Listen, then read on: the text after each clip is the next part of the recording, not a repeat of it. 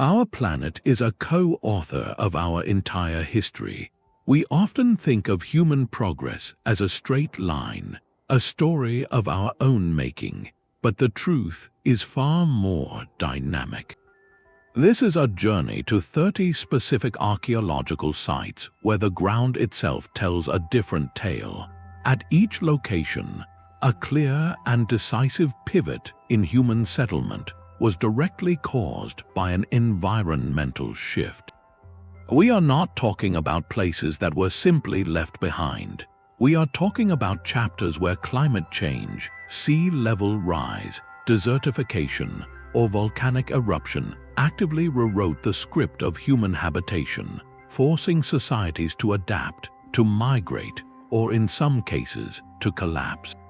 By the end of this exploration, you will see a powerful pattern emerge from across the globe and across millennia, revealing how deeply our fate is intertwined with the natural world. We will examine the physical clues, from ancient tree rings to layers of silt, and ask what they tell us about human resilience and our profound vulnerability.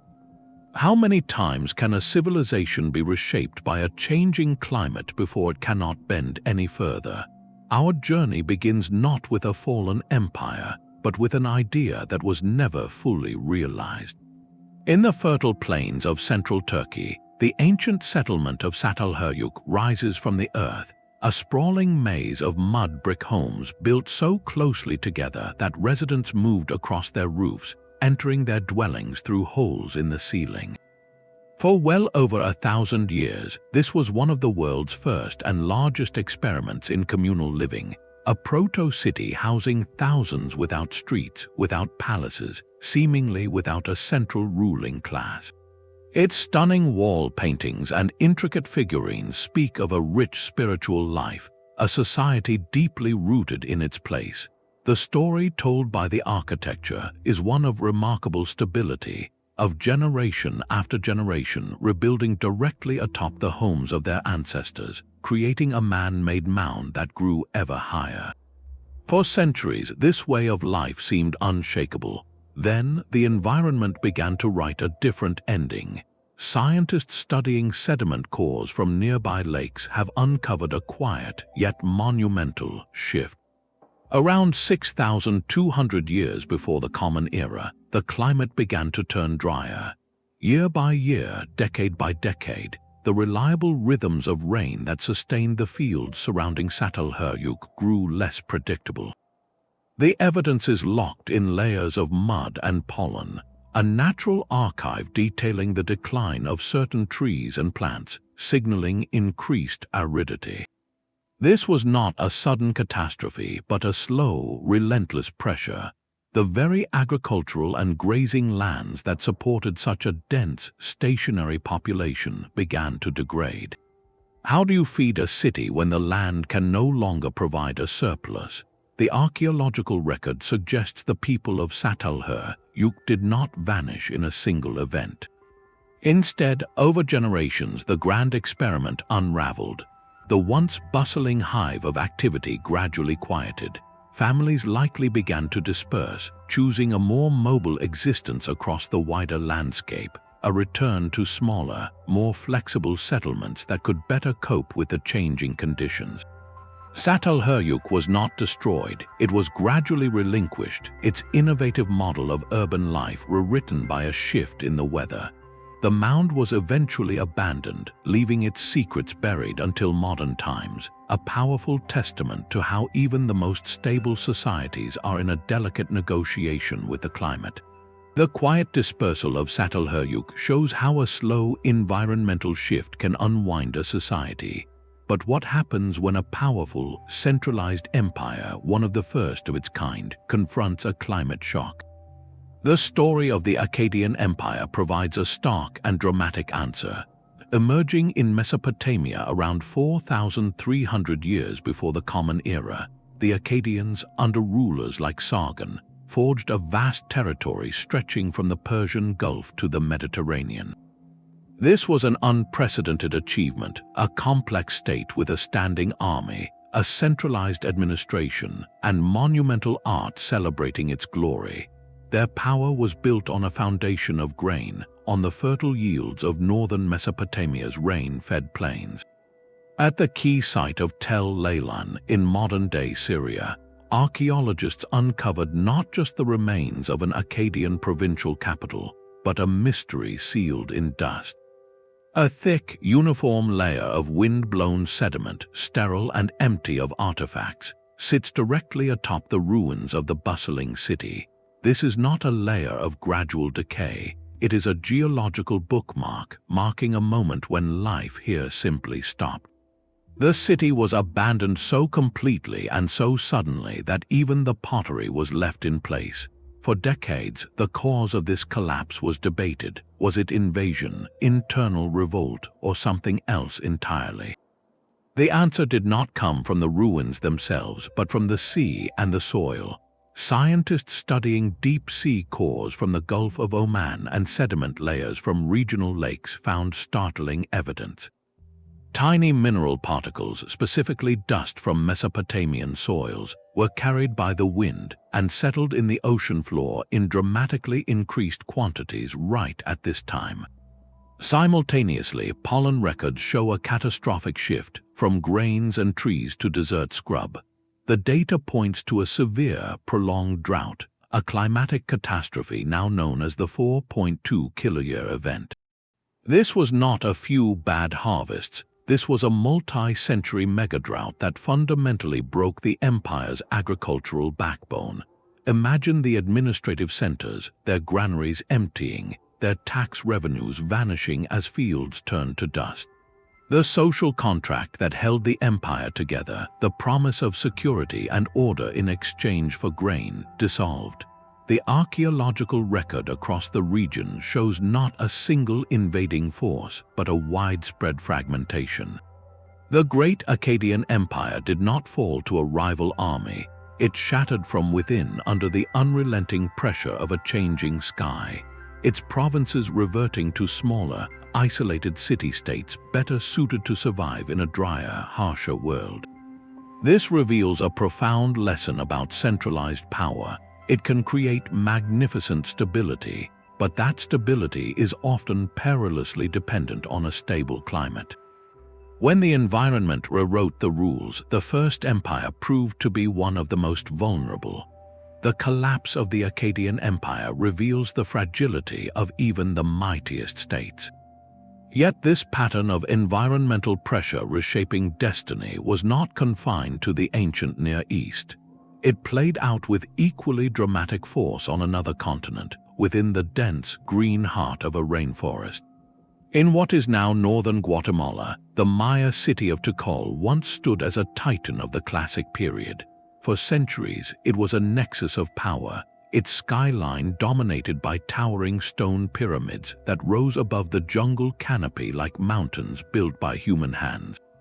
At its height, around the 8th century of the Common Era, Tikal was a sprawling urban center supporting a population likely in the tens of thousands. Its plazas bustled with activity, its rulers commissioned vast temples, and its artists produced works of stunning complexity.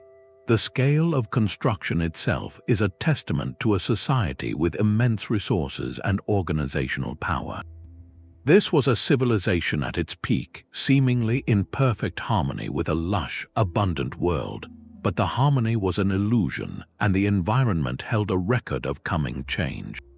Far from the stone monuments, in the quiet darkness of caves and the deep beds of nearby lakes, a different history was being written. Scientists examining stalagmites, those stone icicles that grow slowly from cave floors, have found their chemical composition acts as an ancient rain gauge. Layer by microscopic layer, they reveal precise shifts in rainfall over centuries. Similarly, sediment cores pulled from lake bottoms contain pollen and minerals that tell a story of changing plant life and soil erosion. Together, these natural archives deliver a verdict. The 9th and 10th centuries were marked by a series of severe, multi-year droughts. These were not mere dry spells, they were profound failures of the rainy season, events that would have drastically lowered water levels in the reservoirs and natural sinkholes called cenotes that Tikal relied upon. This climatic shock struck a city already straining its environment. To build its great plazas and to fuel the fires for its plaster, vast areas of forest had been cleared. Deforestation likely led to increased soil erosion and reduced the landscape's ability to retain moisture, amplifying the effects of the drought. The combination was catastrophic. Imagine the slow dread as reservoir levels dropped season after season. The carefully managed agricultural fields, likely dependent on seasonal rains, would have failed. Water, the fundamental currency of life in the tropics, became desperately scarce. The social order, maintained by kings who claimed a divine connection to the cycles of rain and fertility, would have faced an existential crisis. The archaeological record at Tikal shows no evidence of a single violent invasion. Instead, we see a gradual but definitive cessation. The carving of monumental stone stelae, which recorded the deeds of kings, suddenly stops. Grand new construction projects are abandoned. The urban core, with its immense demands for food and water, could no longer be sustained. The population did not vanish, it dispersed, migrating away from the great city center to smaller settlements or other regions with more reliable water sources. Tikal's magnificent stone structures were slowly reclaimed by the roots and vines of the very jungle the Maya had once cleared. A poignant symbol of how environmental change rewrote the map of an entire civilization, scattering its people and silencing its royal courts for 1,000 years. While the Maya kings watched their reservoirs dry, another great urban experiment far to the east was facing a crisis of water from an entirely different source. The city of Mohenjo-daro, in the vast floodplain of the Indus River, was a marvel of early urban planning. Its streets were laid out in a precise grid, with baked brick buildings featuring sophisticated drainage systems that channeled wastewater away from homes and public spaces. This was not a city ruled by towering pyramids or giant statues of kings. Its grandeur was in its order, its public baths, and its remarkably uniform brickwork, suggesting a society focused on collective well-being and civic management. For centuries, this civilization thrived, its economy fueled by prolific agriculture along the life-giving Indus and its many tributaries. Then, around 3,900 years ago, this meticulously organized world began to unravel. The great cities, including Mohenjo-daro and Harappa, were not destroyed in a fiery conquest. They were slowly, systematically abandoned. The central mystery of the Indus Valley's decline has long puzzled archaeologists, as there are no clear signs of invasion or internal revolt etched into its bricks. The answer, it seems, was written not in stone but in the shifting mud of the rivers themselves. Environmental research points to a profound hydrological transformation. The mighty river system that was the civilization's lifeblood began to change course. This could have been driven by tectonic activity, gently tilting the land, or by the simple, relentless process of siltation, where rivers carrying immense loads of sediment would naturally clog their own channels and seek new paths. Imagine the slow-moving disaster for a society built on river water. A key tributary that fed Mohenjo-daro's fields could have gradually shifted dozens of miles away, turning a once fertile district into a parched landscape. Annual floods, which deposited nutrient-rich silt for crops, might have become unpredictable or ceased altogether in some regions, while becoming catastrophically severe in others. This was not a single event, but a creeping environmental rewrite. The economic and agricultural foundations of these large, complex cities crumbled. Without reliable water for irrigation and trade, the intricate social structure that maintained the grid streets and public works could no longer be sustained. The archaeological evidence suggests a gradual response, not a sudden panic. People did not vanish, they simply left. Over generations, there was a strategic migration eastward, toward the Gangetic Plain where rainfall was more reliable. The grand urban experiment of the Indus Valley was gradually abandoned, its people dispersing into smaller, more adaptable villages. The civilization's script faded from use and its cultural unity dissolved. The map of South Asian settlement was fundamentally redrawn, not by kings or armies, but by the restless, meandering paths of rivers, proving that even the most advanced engineering could be rendered obsolete by a change in the course of nature. The fate of the Indus cities was sealed by rivers that wandered away, but what of a society that sailed toward the cold, betting its future on a temporary window of warmth? On the remote western shores of Greenland, the ruins of stone and turf farmsteads stand as silent monuments to this very gamble. The Norse arrival here in the late 10th century was an act of extraordinary ambition, a Viking expansion led by Eric the Red during what climatologists call the medieval warm period. For a few centuries, the North Atlantic was unusually mild. Sea ice retreated, and the growing seasons in southern Greenland were just long enough to support a European style of life.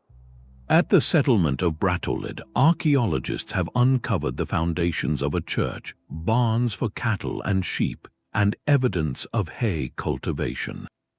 This was not a camp of explorers, but a full-fledged pastoral society, complete with a bishopric and trade links back to Norway and Iceland. They raised livestock, hunted walrus for their valuable ivory, and clung to the cultural traditions of their Scandinavian homeland. Their entire existence was a delicate transplant, a northern European way of life grafted onto a fragile, marginal environment. Then the climate window began to close. The evidence for this shift is not found in the ruins, but in the pristine ice of the Greenland ice sheet. Scientists drilling deep ice cores can read annual layers like the rings of a tree. These cores reveal a stark transition, beginning in the 13th century and accelerating into the 14th, toward a much colder global climate phase known as the Little Ice Age. For the Norse in Greenland, this meant a cascade of interconnected failures. The growing seasons shortened dramatically, making it harder to produce enough hay to feed livestock through the brutally long winters. The expanding sea ice choked the shipping lanes, isolating the settlements for years at a time and severing their lifeline of trade for essential goods like iron, timber, and grain. Perhaps most critically, the changing environment shifted the ecological balance. As the Norse struggled, the Inuit, who had mastered technologies like the kayak, the toggle harpoon, and seal skin clothing perfectly adapted to the extreme cold, thrived. The archaeological record shows very little evidence of cultural exchange or trade between the two groups.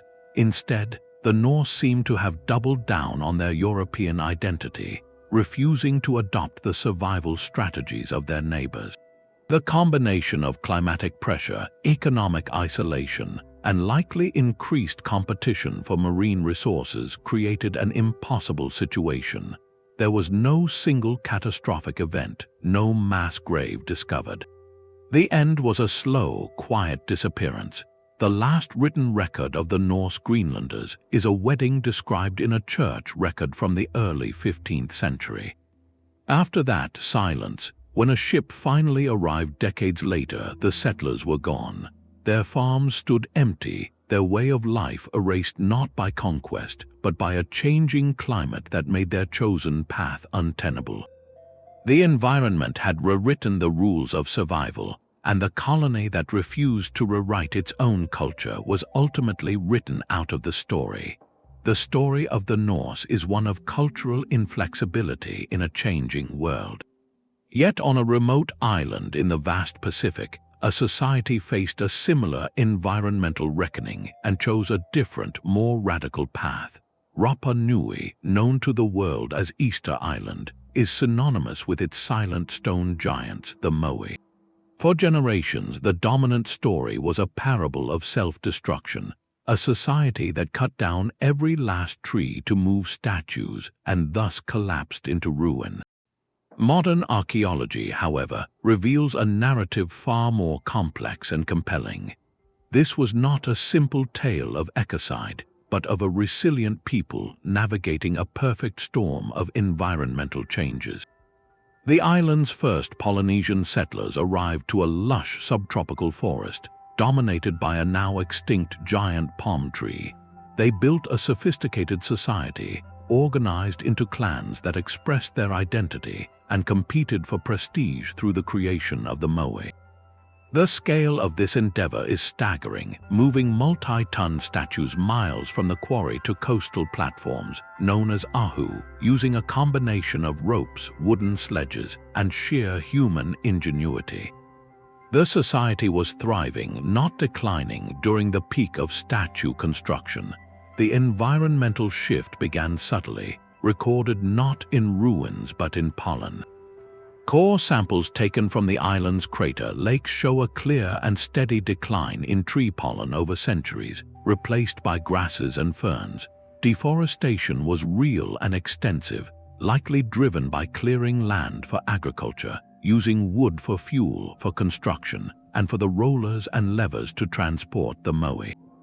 This loss of trees led to severe soil erosion, washing precious topsoil into the sea and degrading farmland. But the critical twist in the story may have scurried ashore in the original canoes. The introduced Polynesian rat, with no natural predators, found the giant palm nuts a favorite food. Research suggests these rats may have prevented the forests from regenerating by devouring the seeds, accelerating the landscape's transformation from woodland to grassland. Then the climate added its own pressure. Evidence points to periods of prolonged drought, which would have stressed freshwater sources and further reduced crop yields. The combination was devastating, a slow-burning crisis of depleted resources on an island with no possibility of escape. Faced with this new reality, the people of Rapa Nui did not vanish. They fundamentally rewrote their social contract. The era of colossal statue construction, which required a huge surplus of labor and resources, came to an end. The old clan-based system, focused on monumental rivalry, was no longer sustainable. In its place emerged a new order centered on survival. Archaeological evidence shows a dramatic shift toward fortified settlements, with homes built into the slopes of volcanoes and hidden cave refuges. The spiritual focus turned from the ancestral moe to the competitive birdman cult, a ritual centered on obtaining the first sooty-tern egg of the season from a nearby islet, a practice that required less material investment but still channeled social competition. The society transformed from one that built giants to one that built strongholds, adapting its very identity to the harsh limits of its changed world. The moe were not the cause of collapse, they were symbols of a past abundance that the environment could no longer support. Their silent gaze now marks not a failure, but a profound pivot in human settlement, a testament to a people who chose to change their culture rather than perish. High on the sun-baked mesas of what is now Colorado, a civilization chose to build its final chapter in the shadows. The cliff dwellings of Mesa Verde are not the opening scene of a story, but its dramatic, sheltered climax. For centuries, the ancestral Puebloan people, also known as the Anasazi, thrived across the Four Corners region, building expansive villages of stone and adobe on the mesa tops, farming corn, beans, and squash in the valleys below. Their society was complex, connected by trade routes stretching for hundreds of miles. Then, in the 12th and 13th centuries, a remarkable shift occurred. They began to leave the open mesas, constructing instead the iconic apartment-like structures tucked deep beneath overhanging cliffs. Places like Cliff Palace, with its hundreds of rooms and ceremonial kivas built into a single, vast alcove. This was not a random architectural trend, it was a strategic retreat. The move to the cliffs offered protection, easier temperature regulation, and perhaps a defensible position. But from what, for decades, the assumption was warfare, but the true catalyst was recorded not in stone but in wood. The science of dendrochronology, the study of tree rings, provides a precise climate diary. By examining ancient timbers used in the construction of these very dwellings, scientists have built a year-by-year record of rainfall. The data reveals a devastating pattern. Beginning around the year 1276, the region was struck by what is known as the Great Drought, a period of exceptionally low rainfall that persisted for over 2 decades. This was not merely a dry spell, it was a climatic event that broke the agricultural backbone of the society. Imagine the cumulative strain year after year as the summer rains failed to arrive.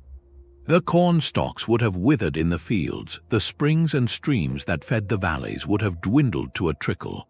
This prolonged drought acted as a final, unbearable pressure on a population that had grown significantly during earlier, wetter centuries. The landscape, already carefully managed, could no longer support the concentrated communities. Resource scarcity likely fueled social tensions as groups competed for the remaining fertile land and reliable water sources. The move into the cliff dwellings can be seen as a last, ingenious adaptation, a way to consolidate and protect a diminishing way of life. But even these spectacular fortresses could not solve the fundamental problem of a landscape that could no longer feed its people. The archaeological record shows a clear and definitive end. By the very end of the 13th century, the cliff dwellings were empty. There is no evidence of a mass loss of life at the sites themselves. Instead, the evidence points to a planned, complete migration. The people gathered their belongings and left, joining other Pueblo groups in a southward movement to the river valleys of the Rio Grande in New Mexico and Arizona, where water was more dependable. The Colorado Plateau, a heartland for nearly a millennium, was silently abandoned. The cliff dwellings of Mesa Verde stand not as ruins of a fallen people, but as a powerful monument to resilience in the face of environmental change, a final, breathtaking adaptation before a society made the ultimate decision to rewrite its own settlement map. The cliff dwellings of Mesa Verde represent a retreat from a drying world, but another civilization took the opposite approach, attempting to master water on a truly monumental scale. In the humid jungles of Southeast Asia, the Khmer Empire built its capital, Angkor, not just as a collection of temples, but as a vast, sprawling hydraulic city. Its lifeblood was not a single river, but a meticulously engineered network of canals, moats, and gigantic reservoirs called barrays, some stretching over 5 miles in length. This system was a work of breathtaking ambition, designed to capture the torrential monsoon rains, store the water through the dry season, and distribute it across a vast landscape of rice paddies, supporting a population that may have approached 1 million people at its peak.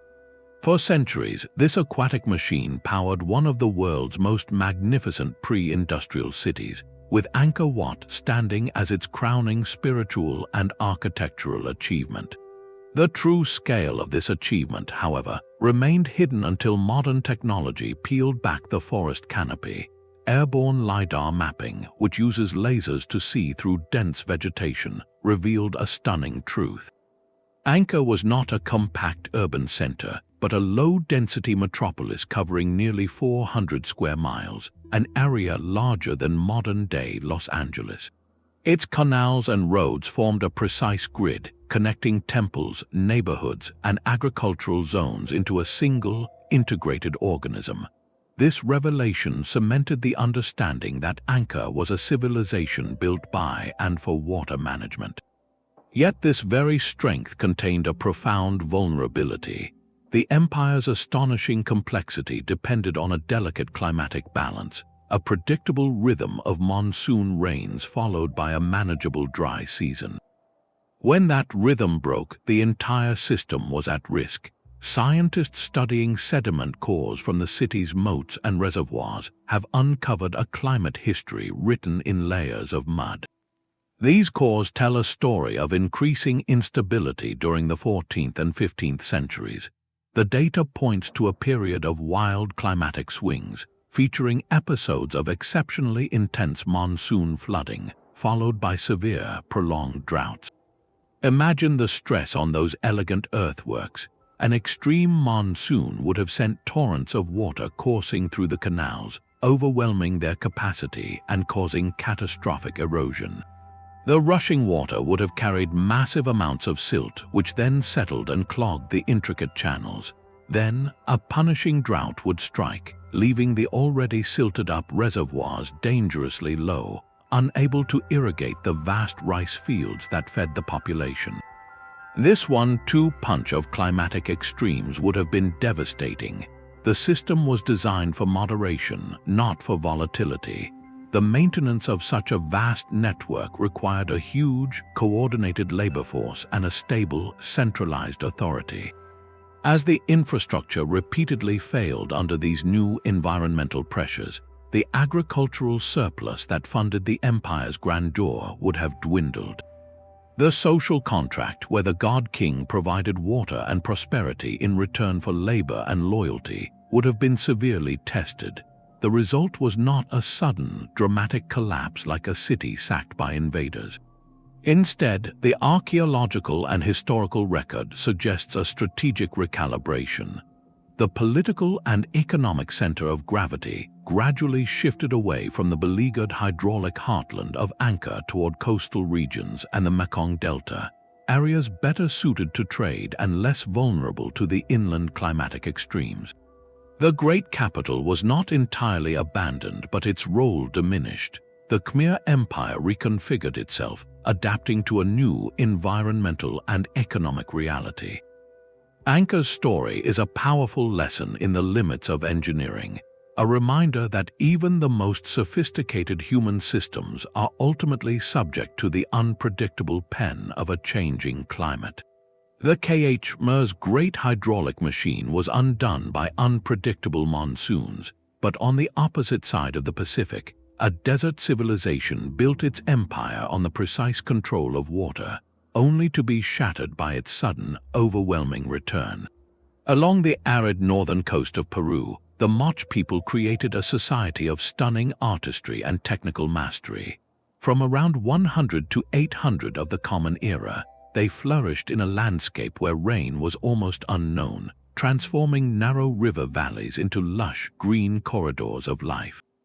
Their capital centered on the colossal adobe pyramid known as Huaca del Sol, the Temple of the Sun, a structure built from an estimated 140 million mud bricks, each one possibly stamped with a symbol of the laborer who made it.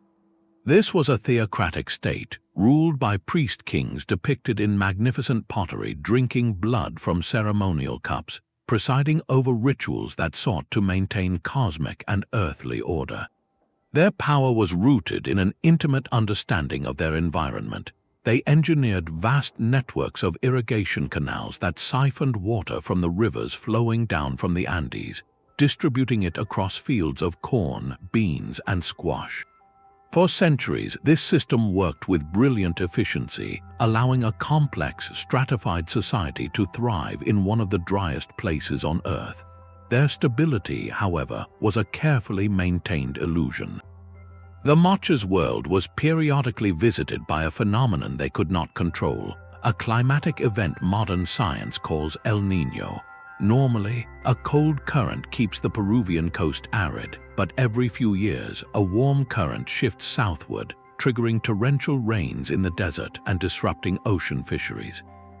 The Moche were accustomed to these cycles, but around the year 600, geological evidence suggests they were hit by something far beyond the norm, a mega El Niño of catastrophic proportions. The proof is written in the land itself. Scientists studying sediment layers along the coast have found thick bands of coarse gravel and debris, material that could only have been carried by rivers of immense, raging power. These layers tell a story of biblical-scale flooding. Imagine the scene after a lifetime of endless blue sky. The heavens open over the desert. Torrential rain falls not for hours, but for days or weeks on the barren slopes of the Andes. The normally tame rivers that feed the Moche Canal swell into monstrous, churning walls of water and mud. This is precisely what the geological record shows. The flash floods would have roared down the valleys, obliterating the meticulously built irrigation networks in an instant. Canals were scoured away or buried under meters of sediment. The fertile agricultural fields, the very foundation of Moche wealth, were buried under a sterile, rocky sludge. The Huaca del Sol itself shows signs of severe flood damage, with entire sections of its facade washed away. This was not merely a bad season, it was an environmental cataclysm that erased the landscape's productivity in a single, violent episode. But the trauma did not end with the floodwaters. Such extreme El Niño events are often followed by a drastic climatic pendulum swing. Researchers believe a prolonged, severe drought likely gripped the region in the aftermath. The people, already reeling from the destruction of their infrastructure, now faced years of rainless skies. The rivers, perhaps choked with debris, would have run low. The 1-2 punch was devastating. First, an overwhelming deluge that destroyed the means of production, then a relentless drought that prevented any recovery. The cosmic contract was broken. The priest-kings who were believed to mediate with the gods for water and fertility had seemingly failed. The social and political order, so tightly bound to this hydraulic control, fragmented. Archaeological evidence indicates the southern Moche heartland, centered on the Huaca del Sol, was largely abandoned. People did not vanish, they likely migrated, regrouping in northern valleys or shifting to different survival strategies. The great capital was left to the desert winds, its monumental pyramid a stark monument to a civilization whose brilliant adaptation to a dry world left it utterly vulnerable when that world turned shockingly, catastrophically wet. The environment did not just change the Moche settlement map, it rewrote their entire political and spiritual narrative. Far from the flooded deserts of the Moche, another empire's decline was written not in violent floods, but in a slow, silent retreat of the rains. In the highlands of modern Ethiopia and Eritrea, the kingdom of Aksum rose to become a titan of trade. At its zenith, it minted its own gold coins that circulated from Rome to India, commanded a powerful navy on the Red Sea, and erected stelae, towering, intricately carved stone obelisks that pierced the sky, symbols of a confident and prosperous elite. Its capital was a cosmopolitan hub, a crucial link between the Mediterranean world and the interior of Africa. This power was not built on mines or conquest alone, but on a foundation of grain. The Aksumites practiced plow-based agriculture, a sophisticated system for its time that allowed them to cultivate the fertile volcanic soils of the highlands. Their entire economic engine, from feeding a large population to generating a surplus for trade, depended on a predictable and generous cycle of seasonal monsoon rains. For centuries, the rains came and Aksum thrived. Then, the environment began to withhold its bounty. The story of this shift is not found in the ruins of palaces, but in the mud at the bottom of nearby lakes. Paleoclimatologists drilling cores from these lakes can read a detailed climate diary stretching back millennia. The layers of sediment contain pollen, dust, and chemical isotopes that act as precise proxies for past rainfall. The data from these cores delivers a sobering verdict. Beginning around 600 of the Common Era, the region entered a long-term trend of aridification. The reliable monsoon rains that watered the highland fields grew weaker and less consistent. This was not a sudden drought, but a creeping, centuries-long drying of the climate, a gradual but relentless change in the very rhythm of the seasons. Imagine the slow strain on an agricultural society. Year after year, the plows would have turned soil that was a little drier, the harvests would have yielded a little less surplus. The margin for error, once wide, began to narrow. A kingdom built on trade is only as strong as its ability to produce goods to exchange. As the agricultural surplus dwindled, the economic foundation of Aksum began to crack. The wealth needed to maintain its far-flung trade networks, its navy, and its monumental building projects would have evaporated. Furthermore, the changing climate likely had cascading effects, perhaps causing pressure on pastoralist groups in surrounding regions, which could have disrupted the overland trade routes that were Aksum's lifelines. The archaeological record reflects this quiet unraveling. The minting of those prestigious gold coins ceased. Grand construction projects like the famous stele stopped. The bustling port of Adulis, its connection to the wider world, declined in importance. The kingdom did not collapse in a dramatic invasion or revolt. It underwent a profound political and geographical contraction. The center of power and population slowly, strategically, shifted southward into the more rain-reliable highlands of central Ethiopia.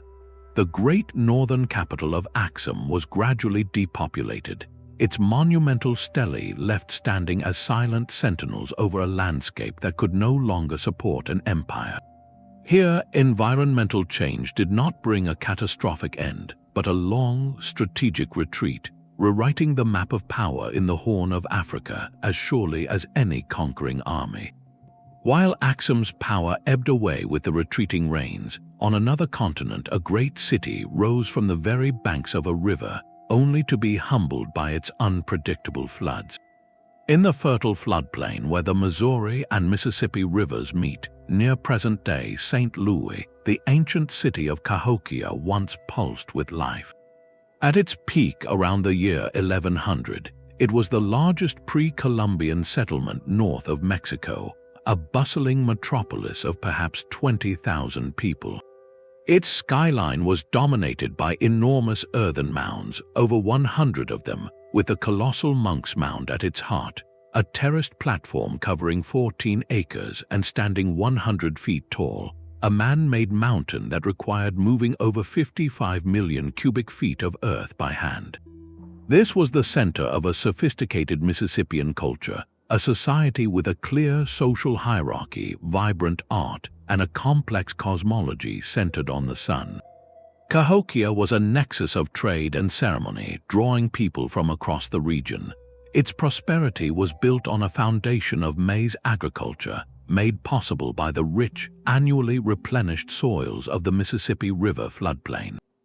For generations, the river's cycles were a source of life, not fear.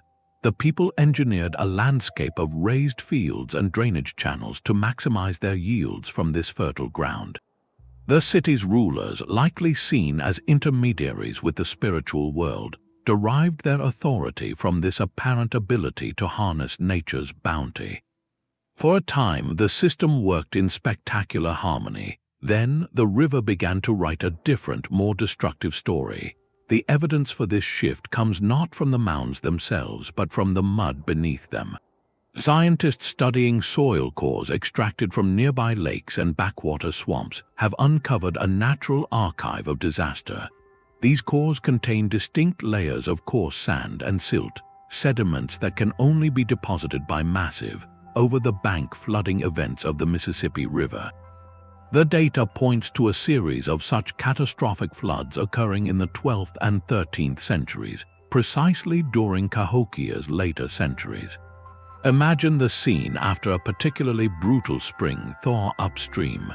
The great river, already swollen, bursts its banks with a force unlike anything seen in living memory. A wall of churning, sediment-laden water surges across the floodplain, not just watering the fields but scouring them. It would have submerged the carefully tended crops of maize, beans, and squash, drowning them in days. The floodwaters would have inundated the lower-lying residential areas of the city, destroying homes, food stores, and the very infrastructure of daily life. As the waters receded, they would have left behind not just fertile silt, but also layers of sterile sand that could take years to become productive again. This was not a one-time event. The core records suggest these mega-floods struck repeatedly, creating a cycle of destruction and recovery that would have stretched the society's resilience to its limit. To compound this aquatic assault, tree ring data from across North America indicates the onset of a cooler climatic period, the early phases of the Little Ice Age. Cooler temperatures would have meant shorter, less reliable growing seasons, further stressing an agricultural system already reeling from flood damage. The combination was politically devastating. The ruling elite's claim to power was fundamentally tied to their perceived role in ensuring agricultural success and communal well-being.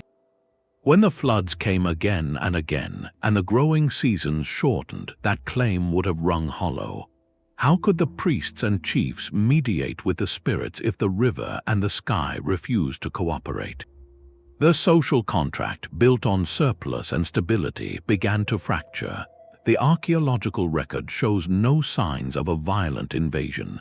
Instead, we see a gradual but decisive depopulation.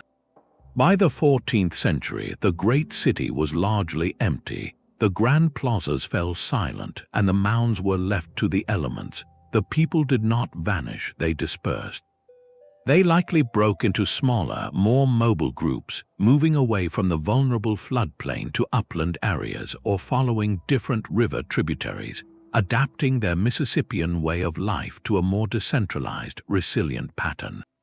Cahokia's monumental earthworks remain, a testament not to a sudden collapse, but to a slow, strategic retreat from an environment that had become unpredictably hostile.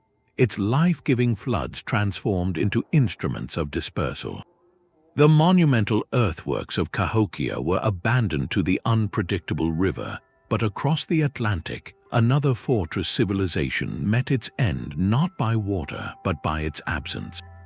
In the sun-drenched hills of the Peloponnese, the citadel of Turin stands as a symbol of raw Bronze Age power.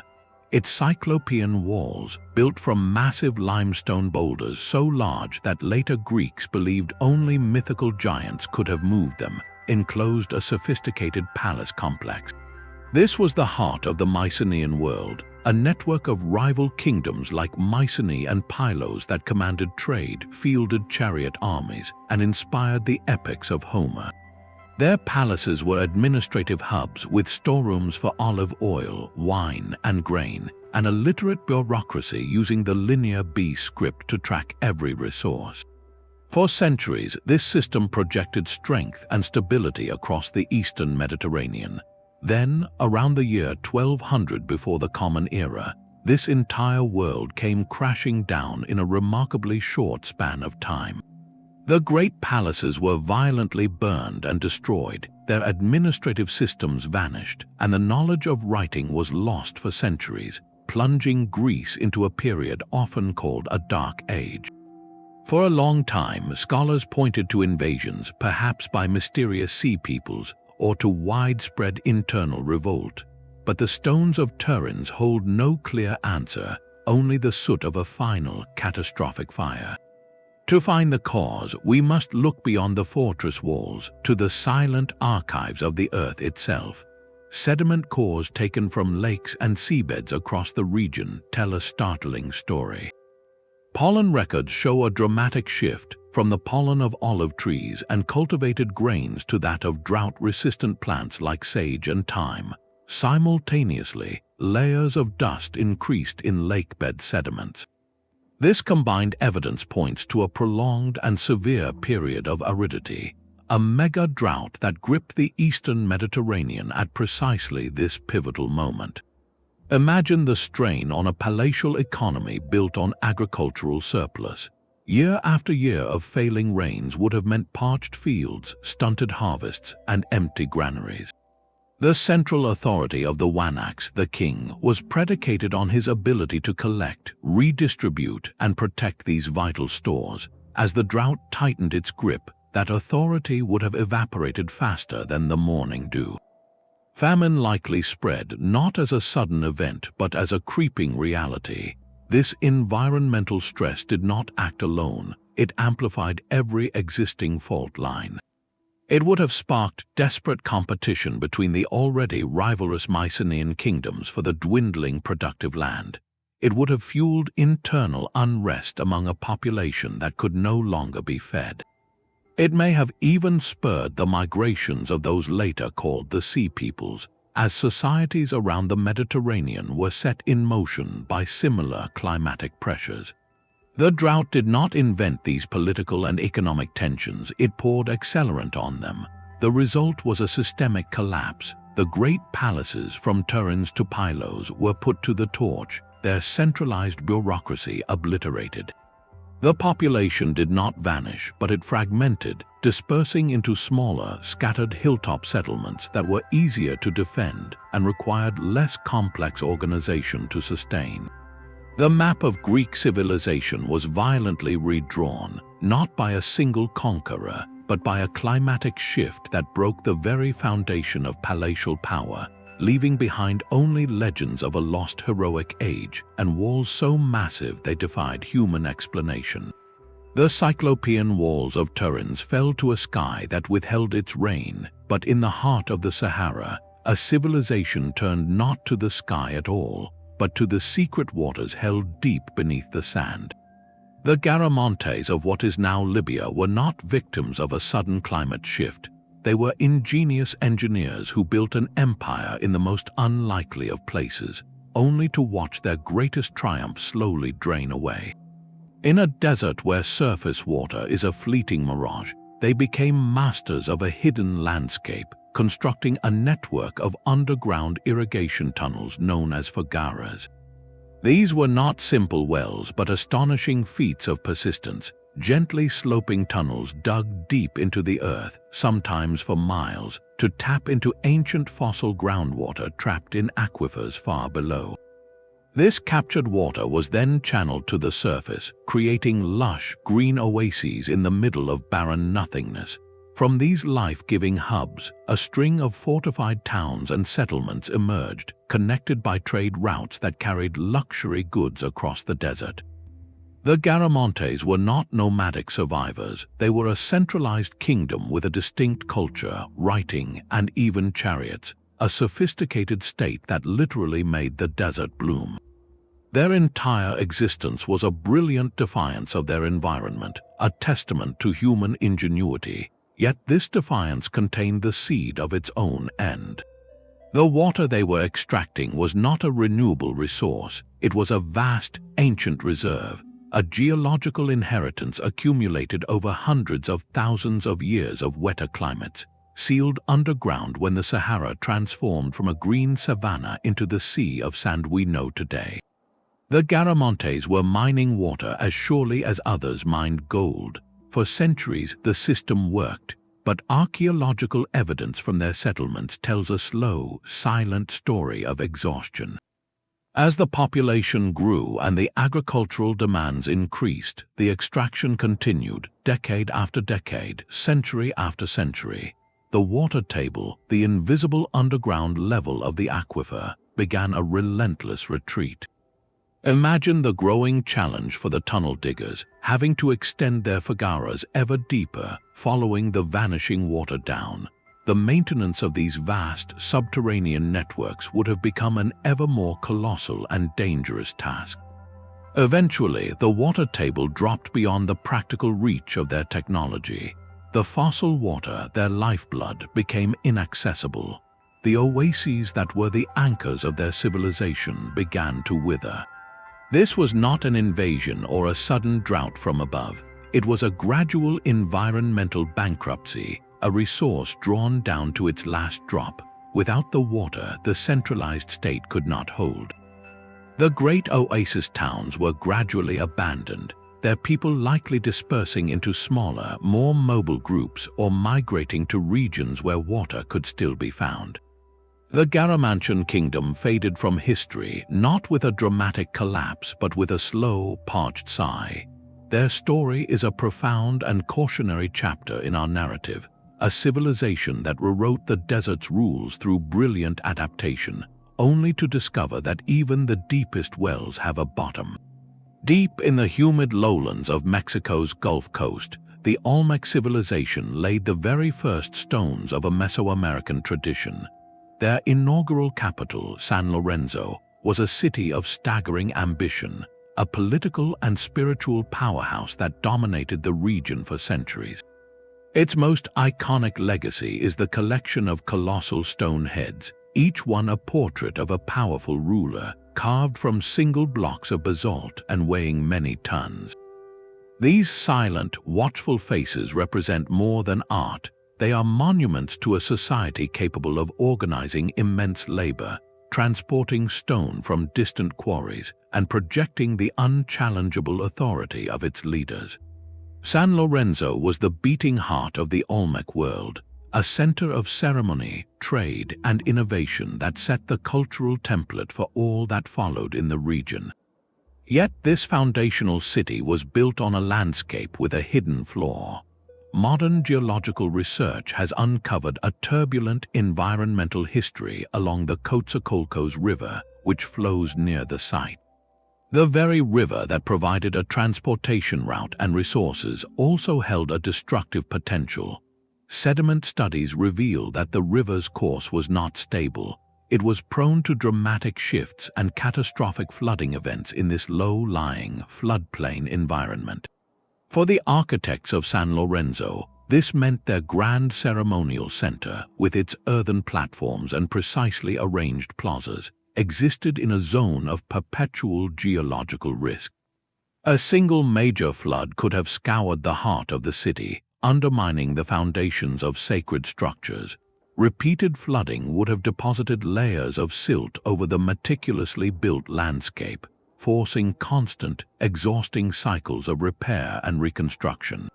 Beyond the ceremonial core, these floods would have devastated the agricultural fields that fed the urban population, burying fertile soil under sterile sand and gravel. The environmental instability was a slow, recurring crisis, chipping away at the city's economic and symbolic foundations.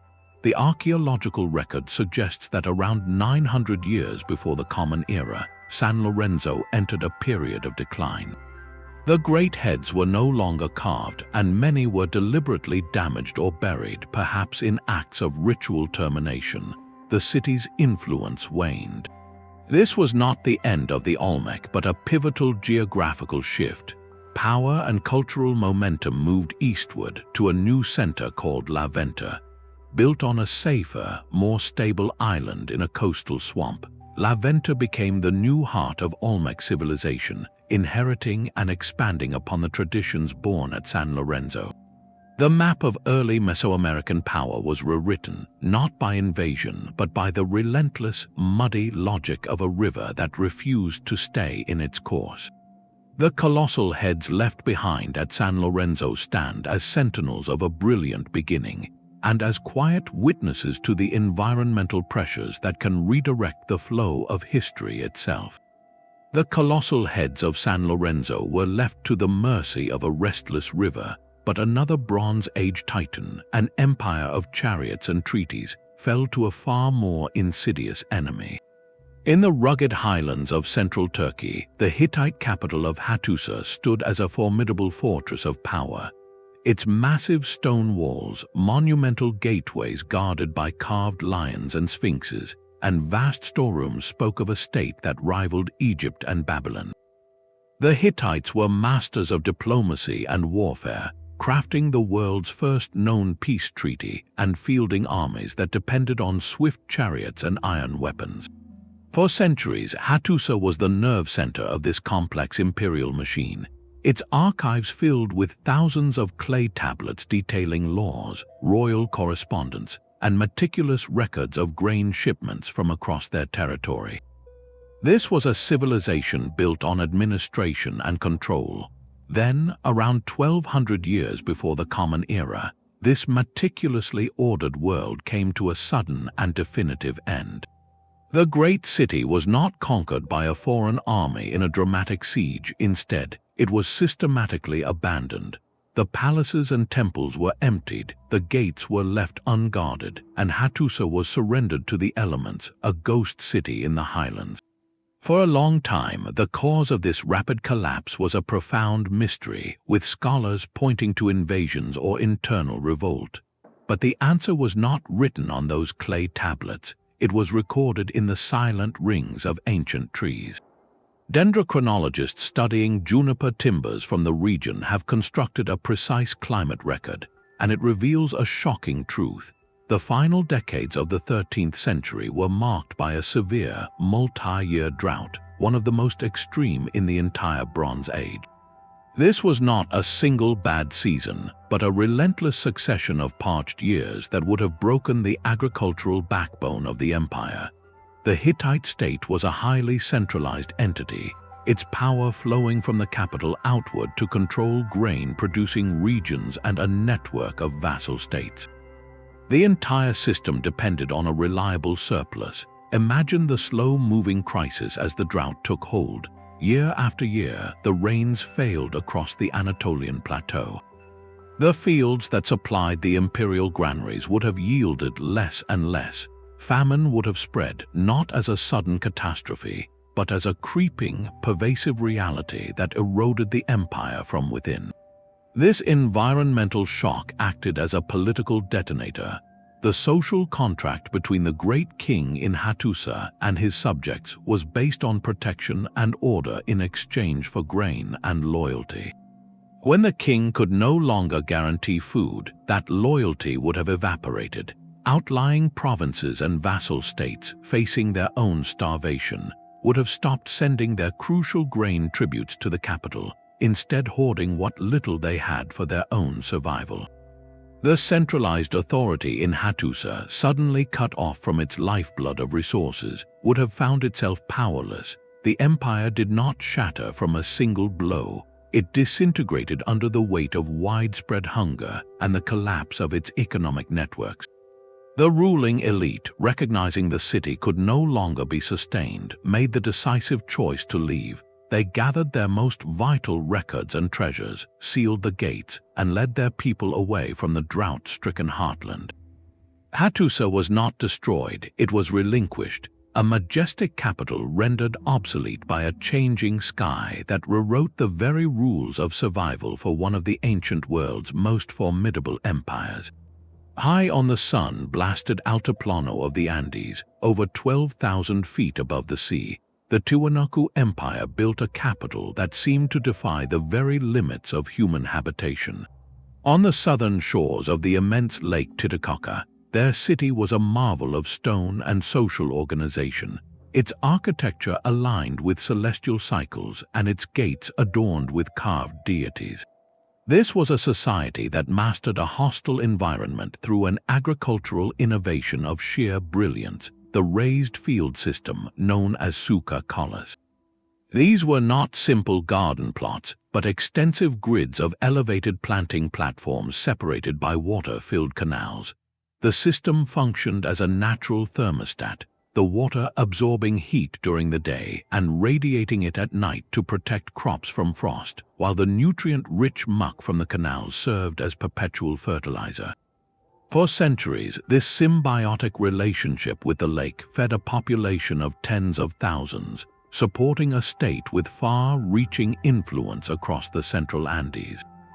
The raised fields were the empire's beating heart, a technological triumph that turned the high-altitude desert into a breadbasket. Then, the lake itself began to retreat. The proof of this environmental shift is locked in mud pulled from the lakebed.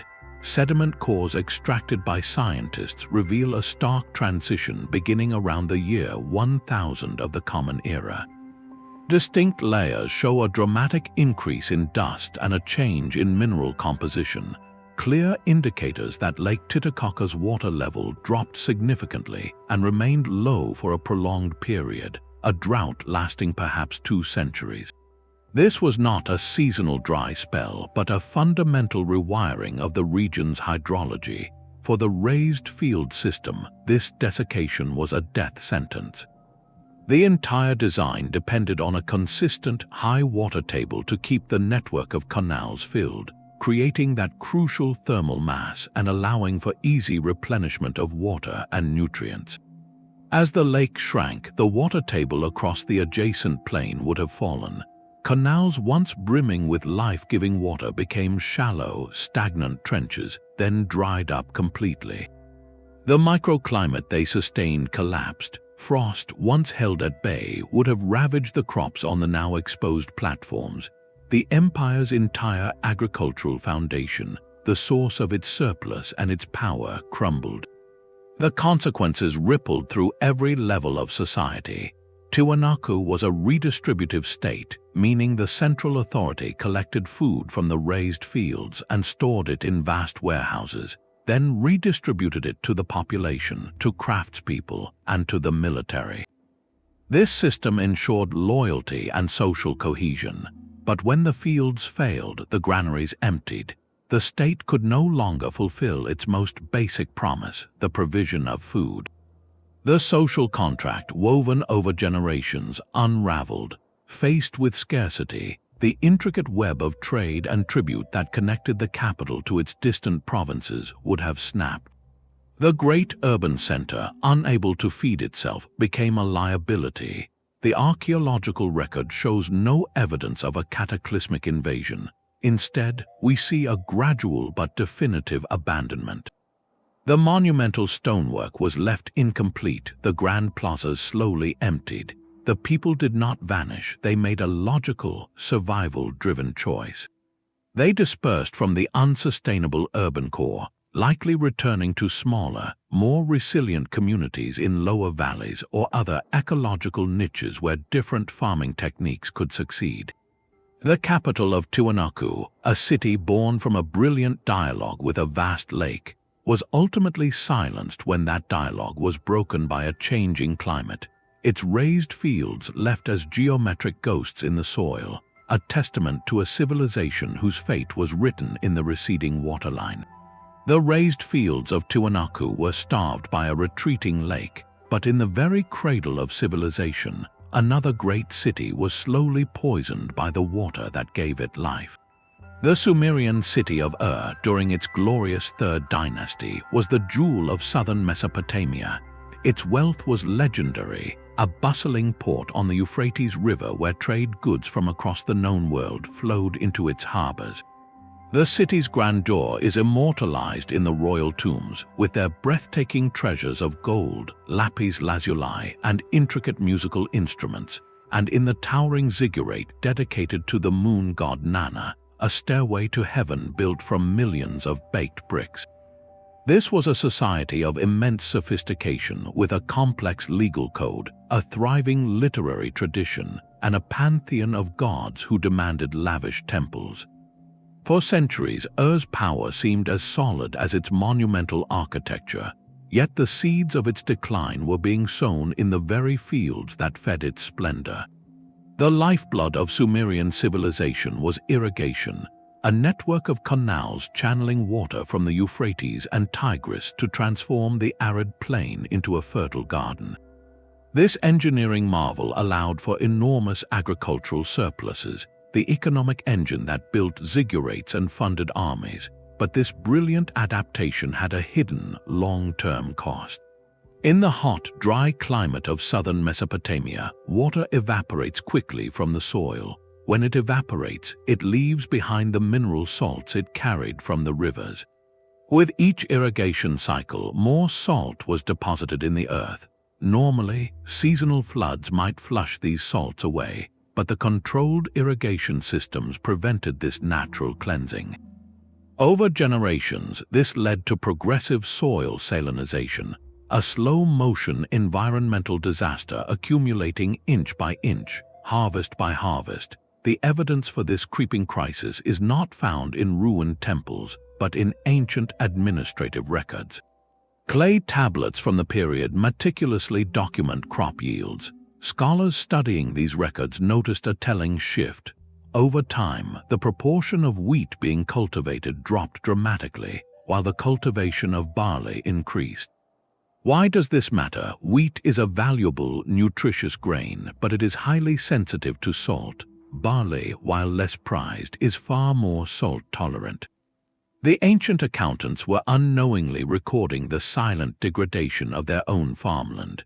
The soil was becoming so salty that it could no longer support the preferred high-value crop. Imagine the cumulative economic strain. As wheat fields failed and were replaced with barley, the overall productivity and value of the agricultural land declined. The tax base that funded the priesthood, the bureaucracy, and the military would have gradually eroded. A city-state's power is built on surplus, and that surplus was being leached away season after season by the invisible salt in the soil. This environmental weakening made and the entire South increasingly vulnerable. It did not cause a sudden collapse, but it fundamentally undermined the region's economic resilience. When political instability, shifting trade routes, or conflicts with neighboring powers arose, the southern cities found themselves on a weaker footing. The center of gravity in Mesopotamia began a long, gradual shift northward to regions like Assyria, where rainfall was more reliable and agriculture was less dependent on the problematic irrigation of the south. Ur's magnificent ziggurat still stands, but the city itself never regained its former preeminence. Its decline was not written in a single battle or a dramatic invasion, but in the slow, bitter accumulation of salt in the earth, a testament to how the very technology that builds a civilization can, over centuries, rewrite its destiny. The silent salt in the soil of weakened a civilization from within, but for another seafaring people, the environment presented a challenge of sheer, overwhelming distance. On the northernmost tip of Newfoundland, a cluster of low, grassy mounds hides a secret that rewrote the history of a continent. This is El Ants Ox Meadows, the only confirmed Norse site in North America. Discovered in the 1960s, its remains are modest, the foundations of just 8 or 9 turf-walled buildings, including a forge and a carpentry workshop. This was not a colony like Greenland, not a place for families and farms. It was a base camp, an exploration and resource extraction outpost at the very edge of the known world, occupied for perhaps only a decade around the year 1000. The story of El Ants Ox Meadows is not one of collapse or failure, but of a brilliant reconnaissance that encountered an environmental and geographical reality too formidable to overcome. The Vikings who built these shelters had sailed west from Greenland, crossing the treacherous Davis Strait. They found a land of immense forests, a precious commodity in the treeless Arctic settlements they came from. The site was strategically located for boat repair and overwintering, but the climate, while survivable, was harsh and marginal. The growing season was too short and cool for the kind of pastoral agriculture that sustained their Greenlandic kin. The resources, while abundant in timber, were not sufficiently concentrated or valuable to justify the staggering logistical cost of maintaining a permanent settlement so far from the Norse core.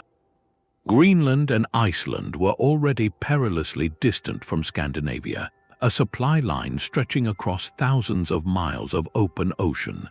El Ants Ox Meadows added another 1,500 miles of even more dangerous sailing to that chain.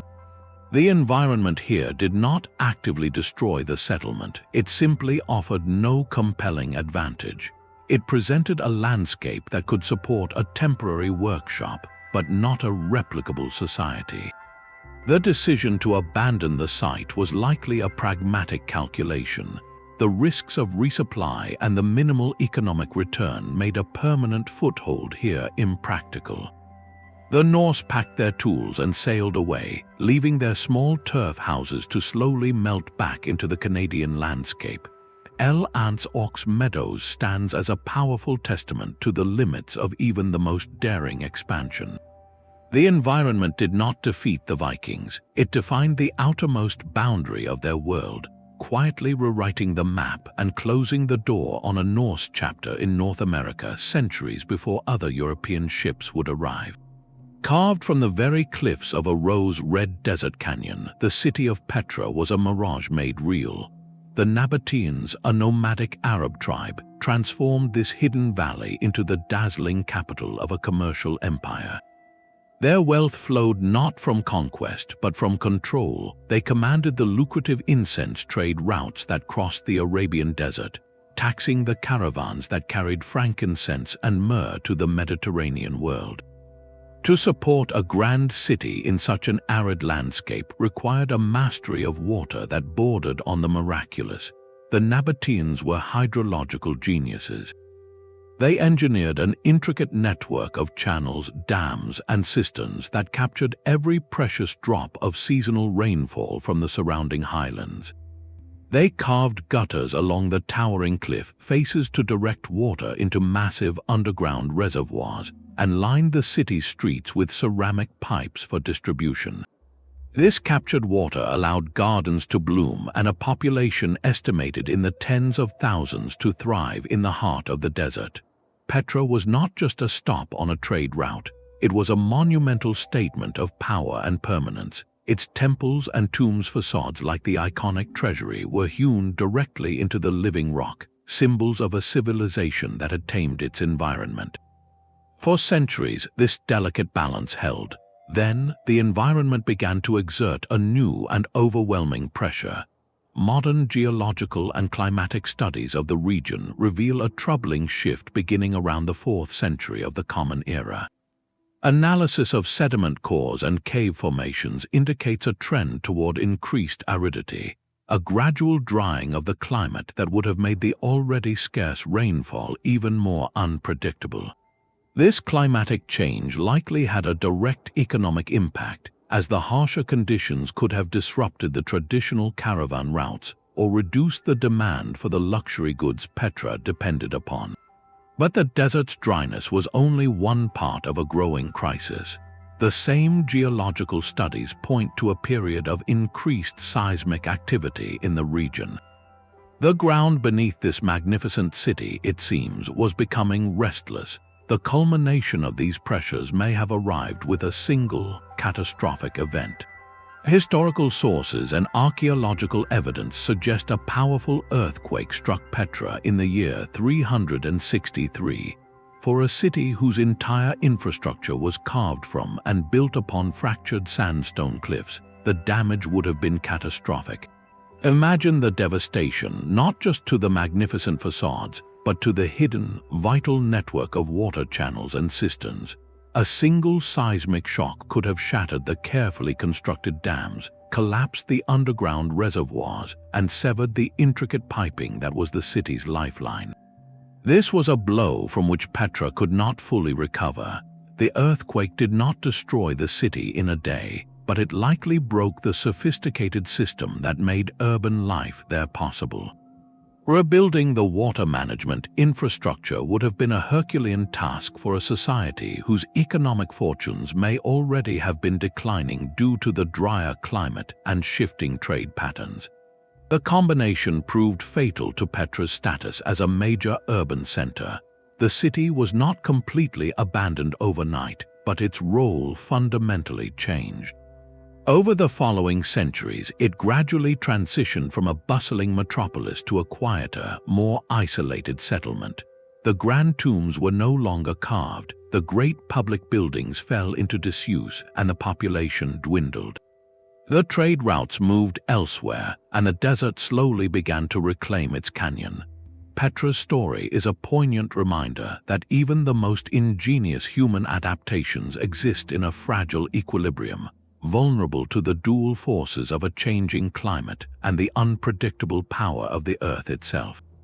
Petra's rock-hewn splendor faded under a dry sky and trembling earth, but another civilization wrote its story not in stone, but in reeds and living water. The Mesopotamian marshes, where the Tigris and Euphrates rivers slow and spread into a vast inland delta, created a world of liquid earth. For at least 5,000 years, this unique ecosystem was home to the Madden, the marsh Arabs, who developed a culture so perfectly adapted to the wetlands it seemed to have grown from the water itself. Their entire existence was a dialogue with the marsh. They built towering guest houses and entire villages from bundled reeds, constructed elegant boats to glide through narrow waterways, and sustained themselves on fish, water buffalo, and the rice they cultivated on floating mats of vegetation. This was not a primitive existence, but a sophisticated and sustainable adaptation, a settlement pattern honed over millennia to thrive in an environment others would see as hostile.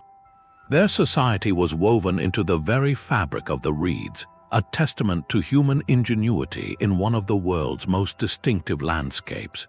Then, in the late 20th century, this ancient equilibrium was shattered not by a natural climate shift, but by a deliberate, human-made environmental change. In the decades following the 1980s, the government of Iraq undertook massive drainage projects, constructing huge canals and embankments to divert the rivers away from the marshes. The stated goals were to reclaim land for agriculture and to exert military control over the region. The effect was catastrophic. Over just a few years, nearly 90% of the marshes were desiccated. The vibrant wetlands, often compared to the biblical Garden of Eden, transformed into cracked, salt-encrusted plains. The water vanished, the reeds died, and the wildlife disappeared. This was an anthropogenic cataclysm, an environmental change authored by human hands that forcibly rewrote a settlement pattern thousands of years old. The Madden, their world literally drained from beneath them, were displaced en masse.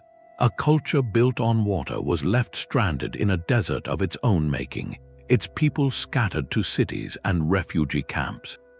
The ancient map of human habitation in southern Mesopotamia was not just altered, it was nearly erased. Yet, in a remarkable turn, this story contains a chapter of cautious return. Following political changes in the early 21st century, embankments were breached and water was deliberately re-released into the delta. Satellite imagery shows a heartening regrowth of green across the pale earth. The marshes are recovering and some of the Madden have begun to return, rebuilding their reed houses and reviving their traditions. This partial restoration represents a new kind of rewriting, a conscious effort to undo an environmental disaster and reclaim a cultural heritage. It stands as a powerful, complex lesson, a reminder that the most dramatic rewrites of human settlement are not always acts of nature, but can also be acts of human choice, and that sometimes, with great effort, those choices can be reconsidered. The Yellow River did not simply flow through the heart of ancient China, it carved the very narrative of its dynasties.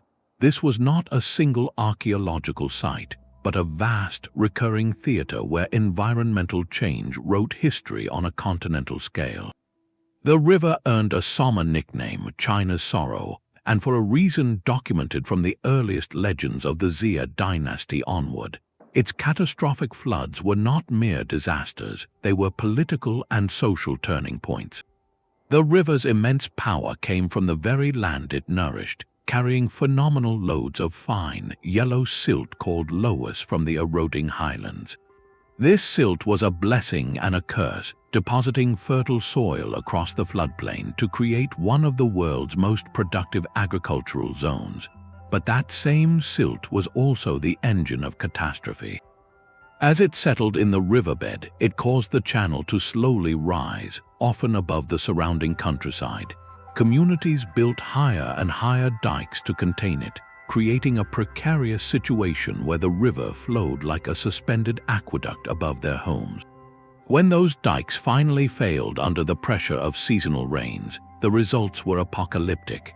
The river would burst its banks with unimaginable force, not with clear water, but with a churning, suffocating deluge of liquid mud that could drown entire provinces, swallowing cities and burying fields under meters of sterile sediment. But the river's rewriting went beyond flooding. When a major breach occurred, the entire river could abandon its old channel entirely, leaping to a new course sometimes hundreds of miles away. Historical records detail these staggering shifts, where the Yellow River's mouth might migrate from north of the Shandong Peninsula to south of it, a change that redrew the map of China itself overnight. This environmental process of siltation and course change was often accelerated by human activity, as dynasties cleared forests for agriculture and fuel, increasing erosion and sending even more silt into the waiting river. The consequences were foundational. A capital city, the administrative and spiritual center of an empire, could find itself stranded far from the new river course, its economic lifeline severed. Or it could be literally washed away, along with the granaries that fed its army and the tax records that funded its state. The agricultural heartland, the source of the dynasty's wealth and stability, could be rendered a barren mudflat. These events triggered famines, sparked massive peasant revolts, and forced waves of migration on a scale that shattered social order. In this light, the fall of dynasties like the Shang or the later Han was not merely a story of corrupt emperors or invading armies. It was, in many cases, the final act in a long drama authored by the river. The mandate of heaven, that divine right to rule, was intrinsically linked to the ruler's ability to maintain harmony with nature, to control the waters and ensure the harvest. When the Yellow River rewrote the landscape with such violence, it was seen as the ultimate sign that the dynasty had lost that mandate. The river was not a backdrop to Chinese history, it was a primary character, its moods and meanders determining the location of capitals, the success of harvests, and the very legitimacy of emperors, proving that even the most enduring civilizations were in a perpetual dialogue with the power of their environment. The story of the Yellow River shows a landscape actively shaping a civilization, but one of the most profound rewrites in human history occurred across a landscape that no longer exists at all. This is the story of Beringia, an archaeological site defined entirely by its absence, a vast, fertile plain now submerged beneath the cold waters of the Bering Strait. The theory holds that during the last glacial maximum, when immense volumes of the world's water were locked in continental ice sheets, global sea levels plummeted by hundreds of feet. This massive environmental shift exposed a 1,000-mile-wide land bridge connecting northeastern Asia to what is now Alaska. This was not a narrow, barren isthmus, but a rich subcontinent in its own right, a cold steppe ecosystem teeming with grasses, shrubs, and animals like mammoth, bison, and horse. For millennia, this land bridge, Beringia, was not merely a corridor but a viable homeland. Groups of ancient people, following the migratory herds that were their lifeline, gradually moved eastward from Siberia into this new world. They were not on a planned expedition to a new continent. They were living a mobile, hunter-gatherer existence in a landscape that slowly, generation by generation, pulled them further into the Americas. Their settlement was a direct consequence of an environmental condition, the global deep freeze that lowered the seas and created a highway of earth and grass. Then the climate rewrote the map once more. As the great ice sheets began to melt at the end of the last ice age, global sea levels started their relentless rise. The ocean began to reclaim the continental shelves. Slowly, inexorably, the waters of the Pacific and Arctic Oceans advanced, swallowing the low-lying plains of Beringia. Around 11,000 years ago, the final connections were severed. The land bridge vanished beneath the waves, leaving only the isolated islands of today's strait. This environmental change was a momentous, permanent pivot in human history. It isolated the populations that had already crossed into the Americas, cutting them off from their Eurasian origins for thousands of years. This isolation allowed for an entirely independent, parallel chapter of human cultural development to unfold across two continents, leading to the incredible diversity of languages, technologies, and societies encountered millennia later. The submergence of Beringia did not destroy a settlement, it created a profound and lasting separation, rewriting the entire demographic and cultural trajectory of the Western Hemisphere by closing a door that climate had once opened. While Beringia created a bridge between continents, another lost world once connected an entire continent to its neighbors. The story of ancient Australia is incomplete without its missing chapter, written on the floor of the surrounding seas. During the same glacial periods that exposed the Bering Land Bridge, sea levels fell dramatically around the Australian landmass, revealing a vast continental shelf known to scientists as Sahul. This was not a narrow strip of coast but a breathtaking expansion of the known world. What are now the shallow seas separating northern Australia, New Guinea, and Tasmania became a continuous, habitable landscape. Lush plains, river systems, and rolling hills stretched for hundreds of miles where today there is only blue water on the map. This exposed shelf was not a barren corridor, but a rich and diverse territory, likely teeming with life and resources. For the first peoples making their way into this part of the world over 60,000 years ago, this was the Australia they knew, a continent nearly one-third larger than the island we recognize today. Their settlements, their sacred sites, and the very pathways of their epic migrations would have crisscrossed this now vanished land. The most profound evidence of their earliest presence is almost certainly not on the current coastline, but submerged, lying silent on the drowned plains of the Sahul Shelf. This presents one of archaeology's great challenges and poignant losses, a foundational piece of human history hidden beneath the waves. Then, as the ice melted, the ocean returned with relentless patience. Beginning around 18,000 years ago and culminating around 10,000 years ago, the rising seas began to flood the shelf. This was not a single event, but a slow, inexorable transformation witnessed over hundreds of generations. Coastlines retreated, sometimes by miles per year. Freshwater springs were swallowed by saltwater. River valleys became bays, and hills became islands, then submerged seamounts. For the people living there, this was a relentless geographical rewrite. Communities were forced to continually adapt, moving inland as the waters advanced, compressing populations into a shrinking land area. The final acts of this flooding were particularly dramatic. The land connection to New Guinea was severed, creating the Torres Strait and isolating the biological and human histories of the two landmasses. Most strikingly, the Bashan Plain, which had connected mainland Australia to Tasmania, was inundated. This created the island of Tasmania and cut off its aboriginal population from the mainland for the next 10,000 years. This isolation, forced by environmental change, led to a unique cultural and genetic development, a separate chapter of human history authored by the rising sea. The flooding of the Sahul Shelf did not just change a coastline, it reshaped an entire human world, drowning ancient homelands, severing connections, and creating the isolated geography we see today. A powerful reminder that the maps of deep human history are written in landscapes we can no longer walk upon. The rising seas that severed Tasmania rewrote a continent's connections, but on a high plateau in southern Africa, a different kind of environmental story is told in silent stone. The ruins of Great Zimbabwe are a breathtaking sight, a sprawling complex of towering, unmortared granite walls that curve and climb across a hillside, enclosing what was once the heart of a powerful medieval kingdom. For centuries, this city was the capital of a vast trading network that reached the Swahili coast and beyond, its wealth built on gold, ivory, and copper flowing out to the Indian Ocean world.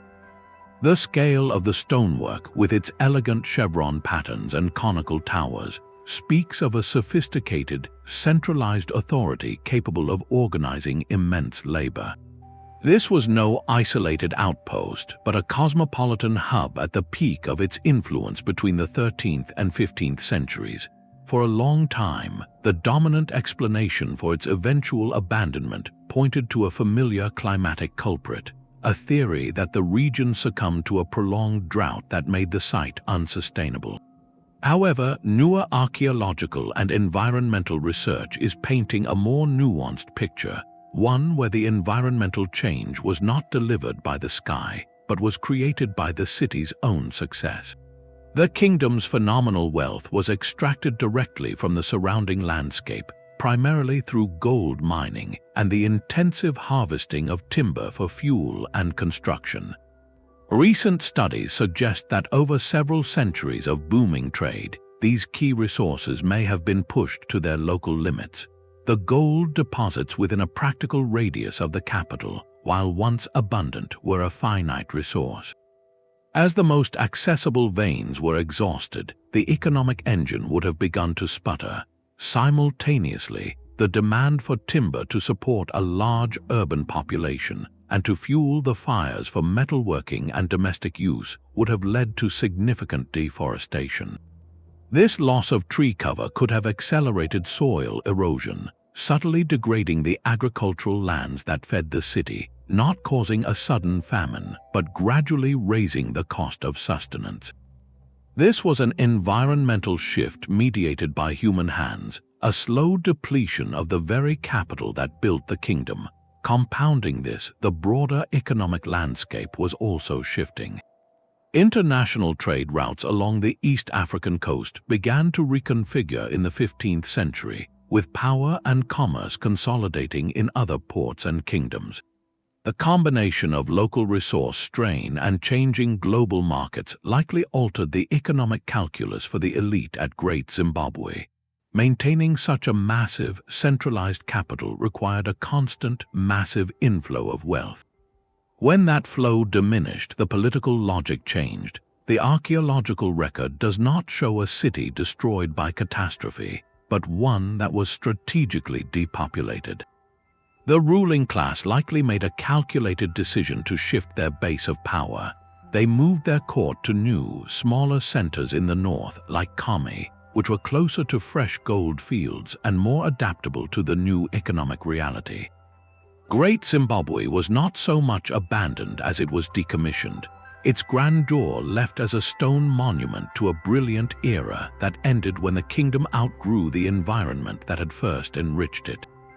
Here, the environment did not strike from the outside, it was reshaped from within, its altered capacity quietly rewriting the map of political power in southern Africa.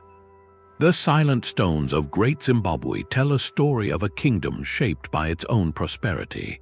But in the heart of Asia, another desert holds a secret written not in stone, but in human skin and woven cloth.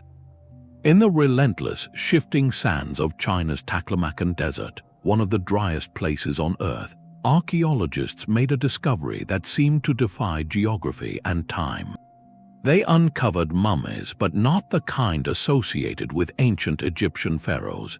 These were the Tarim Basin mummies, individuals from the Bronze Age who had been naturally preserved in stunning detail by the hyper-arid climate.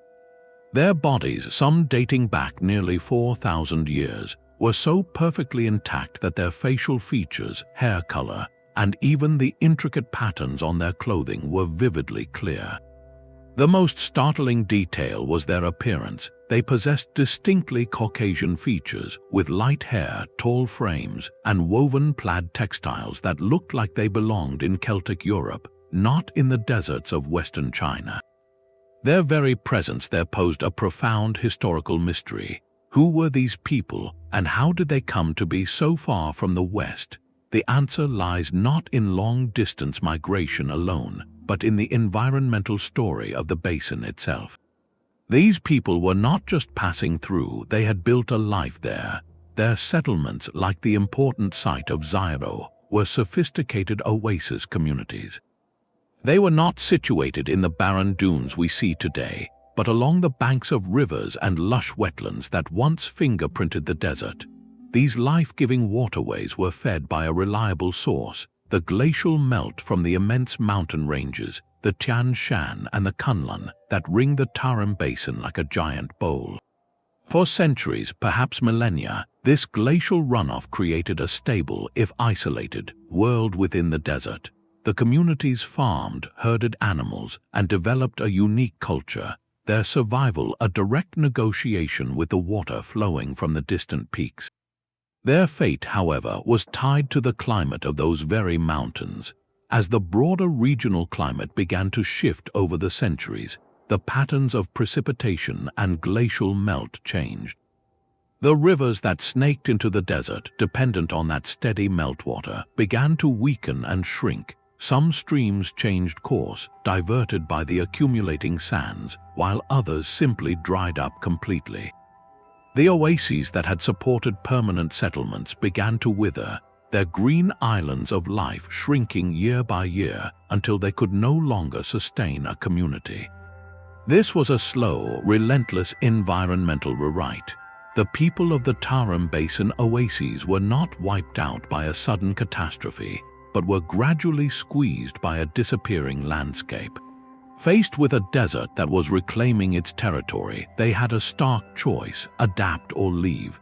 The archaeological evidence suggests that over generations, these oasis dwellers abandoned their fixed settlements along the dying rivers. They likely transitioned to a fully nomadic lifestyle, following the scattered remnants of water and pasture, or they migrated out of the basin entirely, merging with other populations along the Silk Road that would later crisscross the region. The mummies they left behind were not placed in tombs, but in simple graves near their former homes, and the extreme dryness of the air naturally mummified them, creating accidental time capsules. These remarkably preserved individuals are therefore more than a racial puzzle. They are the final, poignant evidence of a lost settlement pattern. They represent a complete chapter of human habitation that flourished in a specific environmental moment, when glacial waters made the desert bloom, and then was erased when that moment passed. Their silent faces and colorful woolens are a testament to a forgotten map, a network of river-fed communities in the Taklamakan that climate change slowly but definitively blotted off the earth. Their colorful woolens were preserved by a desert's thirst, but in the endless blue of the Pacific, an entire culture was defined by its mastery of water. The story of the Lapita people is a breathtaking saga of human expansion, one where the ocean was not a barrier, but a dynamic, navigable environment that they learned to read like a map. Beginning around 3,500 years ago, these extraordinary seafarers launched from the islands near New Guinea and embarked on the most rapid and deliberate colonization of unpeopled lands in human history. Within just a few centuries, their distinctive pottery, marked by intricate geometric patterns stamped into the clay, appears across thousands of miles of open ocean, from the Solomon Islands to Vanuatu, New Caledonia, and out to the distant reaches of Samoa and Tonga. This was not accidental drift, it was a purposeful voyage into the unknown, driven by a profound understanding of the maritime environment. Their success was built on revolutionary technology: the double-hulled sailing canoe, a vessel stable and capacious enough to carry families, livestock like pigs and chickens, and the seedlings of vital crops like taro and breadfruit. More than the boats themselves, it was their knowledge, a deep oral library of star paths, seasonal wind shifts, and the telltale signs of distant land like cloud formations and bird flight patterns that turned the vast Pacific from a void into a highway. The ocean's currents and trade winds were the environmental factors they harnessed, the invisible forces that made their epic journey possible. Each new island they reached, from the high volcanic peaks to the low coral atolls, represented a fresh start, a blank page in the story of human settlement. Yet on these pristine shores, the Lapita people themselves became an environmental force. The islands they discovered were fragile, isolated ecosystems that had evolved for millions of years without large land mammals or human presence. Archaeological evidence on several islands, particularly in Vanuatu and New Caledonia, tells a rapid and dramatic story of change following first contact. Layers of sediment show a sudden influx of charcoal, signaling widespread burning to clear land for gardens. Pollen records reveal the swift decline of native forests and the rise of introduced plants. Most strikingly, the bones of now extinct species, especially large flightless birds, appear in early trash heaps and then vanish from the record entirely. These creatures, having never known a predator, were likely easy prey. In ecological terms, this was a shock event. The very act of successful colonization, of establishing a foothold, could rapidly deplete the most easily obtained resources. An island that seemed a paradise upon arrival could, within a few generations, present stark new limits. The forests cleared for agriculture might not regrow in the same way, leading to soil erosion. The naive, protein-rich fauna could be hunted to extinction, the environment, so generous at first glance, began to set immediate and concrete boundaries. Faced with this new reality, the Lapita communities demonstrated the same adaptability that brought them across the ocean. On some islands, they likely intensified the cultivation of their transported crops, developing sophisticated agricultural systems to replace the lost wild bounty. On others, the pressure may have spurred yet another wave of migration, a decision to build new canoes and sail on in search of the next untouched horizon, pushing the frontier of settlement ever eastward. Their story, written in pottery shards and layers of earth, is a powerful dual narrative. It is a triumph of human ingenuity over the planet's greatest expanse of water, and simultaneously, a lesson in the delicate balance of island ecosystems. The ocean enabled their epic journey, but the limited resources of each new land dictated the terms of their stay, forcing continual adaptation and ensuring that their greatest skill would always remain the readiness to sail toward the next changing horizon. The mastery of the Lapita sailors was built on reading the ocean's moods, but the story of human settlement often hinges on a far more intimate resource, a single, reliable source of water. In the Jordan Valley, the ancient mound of Tel Es Sultan holds a title few sites can claim. It is widely considered the oldest city on Earth, with layers of human occupation reaching back over 10,000 years. Its modern name is Jericho, a place synonymous with biblical walls tumbling down, but its deepest secrets are far older and tell a different story of endurance. Long before any trumpet blast, the people of this place achieved something revolutionary. They built a massive stone wall and a towering, internal stone staircase, structures that mark one of humanity's first collective efforts at monumental communal defense. This was not the work of a fledgling village, but of a society confident enough in its permanence to invest generations in fortifying its home. That confidence did not come from military might, but from a geological gift. At the foot of the mound, the perpetual spring of Ain Es Sultan has bubbled forth from the earth since the last ice age, an oasis of life in a dry valley. This spring was the entire reason for Jericho's existence, the anchor that held people to this spot across hundreds of generations.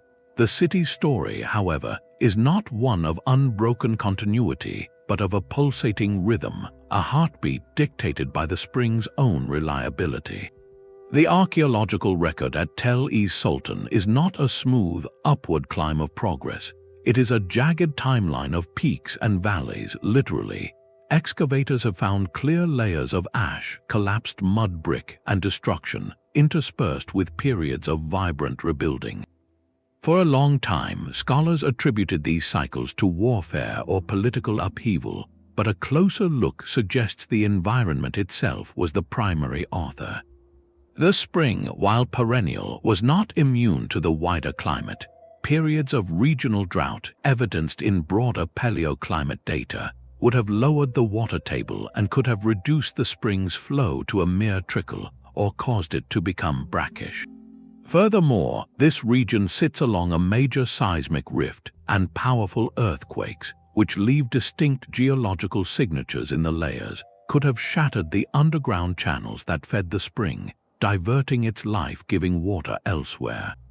Imagine the crisis for a population that had grown dependent on this one source. A diminished or failed spring would not just mean thirst, it would mean the collapse of the agriculture that fed the city, the evaporation of the economic reason to be there.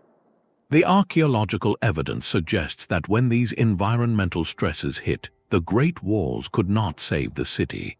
Communities would fracture, the site would be largely abandoned, and the layers left behind tell of a sudden, quiet end. But then, the environment would rewrite the script once more. After a period of decades or even centuries, climatic conditions would shift again. Rains might return, recharging the aquifer. Or perhaps seismic activity would reroute water back to its old outlet. The spring would flow once more, and the green return to the valley, and people, perhaps descendants of the original inhabitants or new groups discovering the oasis, would return. They would clear the rubble of the old city and build anew directly atop the ruins of their predecessors, raising the Great Mound another layer higher. Jericho's profound lesson is not about a single catastrophic end, but about resilience in the face of repeated environmental recalibration. Here, environmental change did not permanently erase the settlement. It simply pressed pause, forcing a hiatus until the conditions for life were restored by the same natural forces. The city's longevity is not a defiance of nature, but a testament to humanity's stubborn commitment to a place, waiting through the dry chapters for the spring to sing again.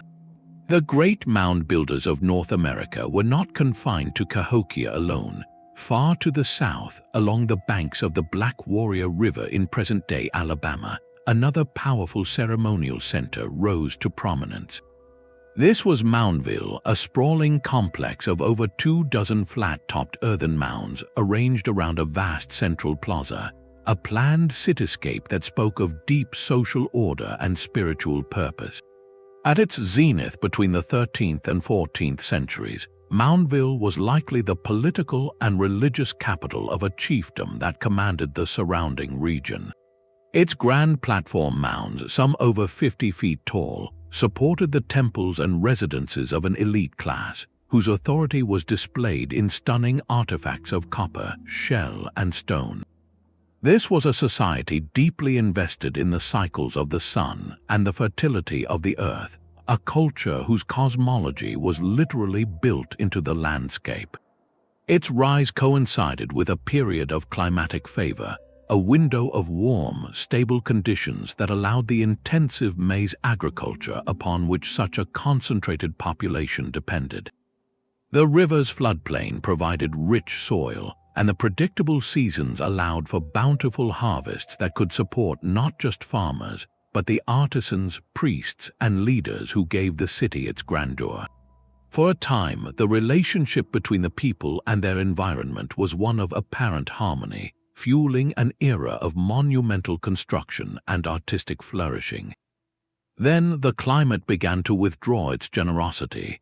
Paleoclimatologists studying the growth rings of ancient bald cypress trees from the region have pieced together a detailed history of rainfall and temperature. This natural archive tells a story of a decisive shift beginning in the 14th century.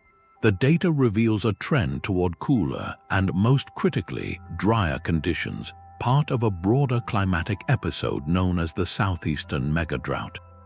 This was not a single year of hardship, but a prolonged period of reduced rainfall that stretched across decades, placing the entire agricultural system under immense and unrelenting stress. Imagine the slow, cumulative strain on Moundville society. Maize, the cornerstone of their diet and their economy, is a thirsty crop. As the summer rains grew less reliable and the dry seasons lengthened, the yields from the fields surrounding the Great Plaza would have begun to dwindle. The margin for error, once wide enough to fund feasts and monument building, grew perilously thin. A succession of poor harvests would have emptied the communal granaries and frayed the social fabric. The authority of the chiefs and priests, whose power was likely tied to their perceived ability to ensure agricultural success and mediate with the spiritual forces of nature, would have faced a profound crisis. How could the elite maintain their claim to divine favor when the sky itself seemed to withhold its blessing? The archaeological record at Moundville reflects this growing pressure not with evidence of invasion or violent revolt, but with a quiet, strategic unraveling. The grand era of mound construction slows and then ceases entirely. The vibrant production of elite goods diminishes. Most tellingly, the pattern of settlement changes dramatically. The large, dense population that once filled the area around the ceremonial plaza begins to disperse. Faced with a landscape that could no longer support such a concentrated hub, families and kin groups likely made a practical decision to spread out across the wider region, returning to a more decentralized pattern of smaller farmsteads and villages that were less vulnerable to a single climatic shock. Moundville was not abandoned in a single exodus, but its role was fundamentally rewritten. It transformed from a bustling political capital, a seat of living power, into a largely vacant ceremonial center, a sacred place maintained for periodic rituals and pilgrimages, but no longer a place of everyday urban life. The great mounds, once symbols of a thriving hierarchy, became monuments to a past era of abundance, their silent forms overlooking a river valley whose changing climate had gently but decisively redirected the course of human settlement. The story of Moundville is one of a capital undone by a drying sky, but for the Harappan civilization, their greatest vulnerability lay not in the clouds, but in the slow, silent accumulation of mud. While the grand cities of Mohenjo-daro and Harappa commanded the riverine heartland, the settlement of Lothal served as its vital maritime lung. Located on the Gulf of Combat in modern-day Gujarat, Lothal was not a typical urban center. It was a purpose-built port, a bustling gateway where the riches of the Indus Valley met the wider Indian Ocean world. Its most astonishing feature was a massive brick-lined basin, carefully engineered with an inlet channel and a spillway to control the flow of water. This was not a ceremonial pool, but a sophisticated tidal dockyard, one of the earliest known in history, designed to allow ships to berth safely regardless of the tide. From this aquatic hub, goods flowed in both directions. Outbound cargoes likely included the civilization's famous etched carnelian beads, copper, and fine cotton textiles. In return, ships brought in precious stones from Mesopotamia, ivory from Africa, and other luxury items that fueled the elite economy of the interior. For centuries, Lothal thrived as a critical node in a vast commercial network, its prosperity literally flowing in and out with the tides. Its existence was a testament to the Harappans' mastery of both river and sea. Yet this mastery was built on a geographical reality that was quietly, relentlessly shifting. The port's lifeblood was its connection to the sea, facilitated by a river channel that allowed deep draft vessels to reach the dock. Environmental research into the region's geology tells a story of gradual transformation. The rivers of the region, including the one that served Lothal, were prone to heavy siltation, carrying immense loads of sediment from the eroding hills of the interior. Over time, this natural process was likely amplified by broader changes in the river systems of the wider Indus Valley. As the main rivers shifted their courses hundreds of miles to the west, the hydrological dynamics of the entire region were altered. The river feeding Lothal's channel may have weakened, carrying less scouring force, or its course may have meandered away from the port entirely. The result was the same, a relentless silting up of the critical waterway. Imagine the slow-moving crisis for the port's engineers and merchants. Season after season, the navigable channel would have grown shallower. Larger trading ships, once able to sail directly to the brick-lined dock, would have found themselves grounded on mudflats farther and farther from the city. The maintenance of the channel would have become a constant, losing battle against the accumulating silt. What was once a deep water harbor became a shallow lagoon, and then, eventually, a marshy backwater cut off from the open sea. This environmental process did not happen overnight, but over generations, yet its economic impact was absolute. A port that cannot receive ships is no longer a port. Lothal's entire reason for existence, its economic raison d'etre, was systematically erased by the very land it was built upon. The archaeological record reflects not a sudden destruction, but a long, lingering decline. The great dockyard fell into disuse and was eventually filled in. The city's focus shifted from maritime trade to more local crafts and agriculture, but it could never replicate the wealth and strategic importance of its heyday.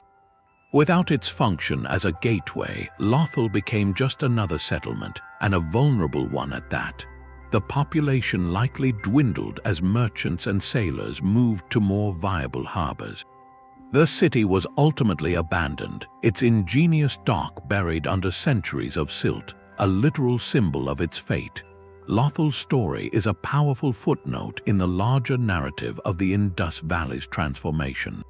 It shows that environmental change could rewrite a civilization's geography not with a cataclysm, but with a whisper, silently filling in the channels of commerce until a thriving port became a relic stranded in the mud, its connection to the world severed by the slow, patient hand of the earth itself. A soldier stationed at the edge of the known world dips his pen and writes home. He asks for more socks. This simple human request, scribbled on a thin sliver of wood nearly 2,000 years ago, survived in the damp earth of northern England. At the Roman fort of Vindolanda, just south of Hadrian's Wall, the anaerobic mud of old rubbish pits performed a miracle of preservation, safeguarding hundreds of these ink-written tablets. They are not grand imperial decrees, but the paperwork of a frontier outpost, lists of supplies, party invitations between officers' wives, and reports on the unruly Britons. They offer a breathtakingly intimate snapshot of daily life at the empire's extreme northern limit, a life of bureaucratic routine and very cold feet.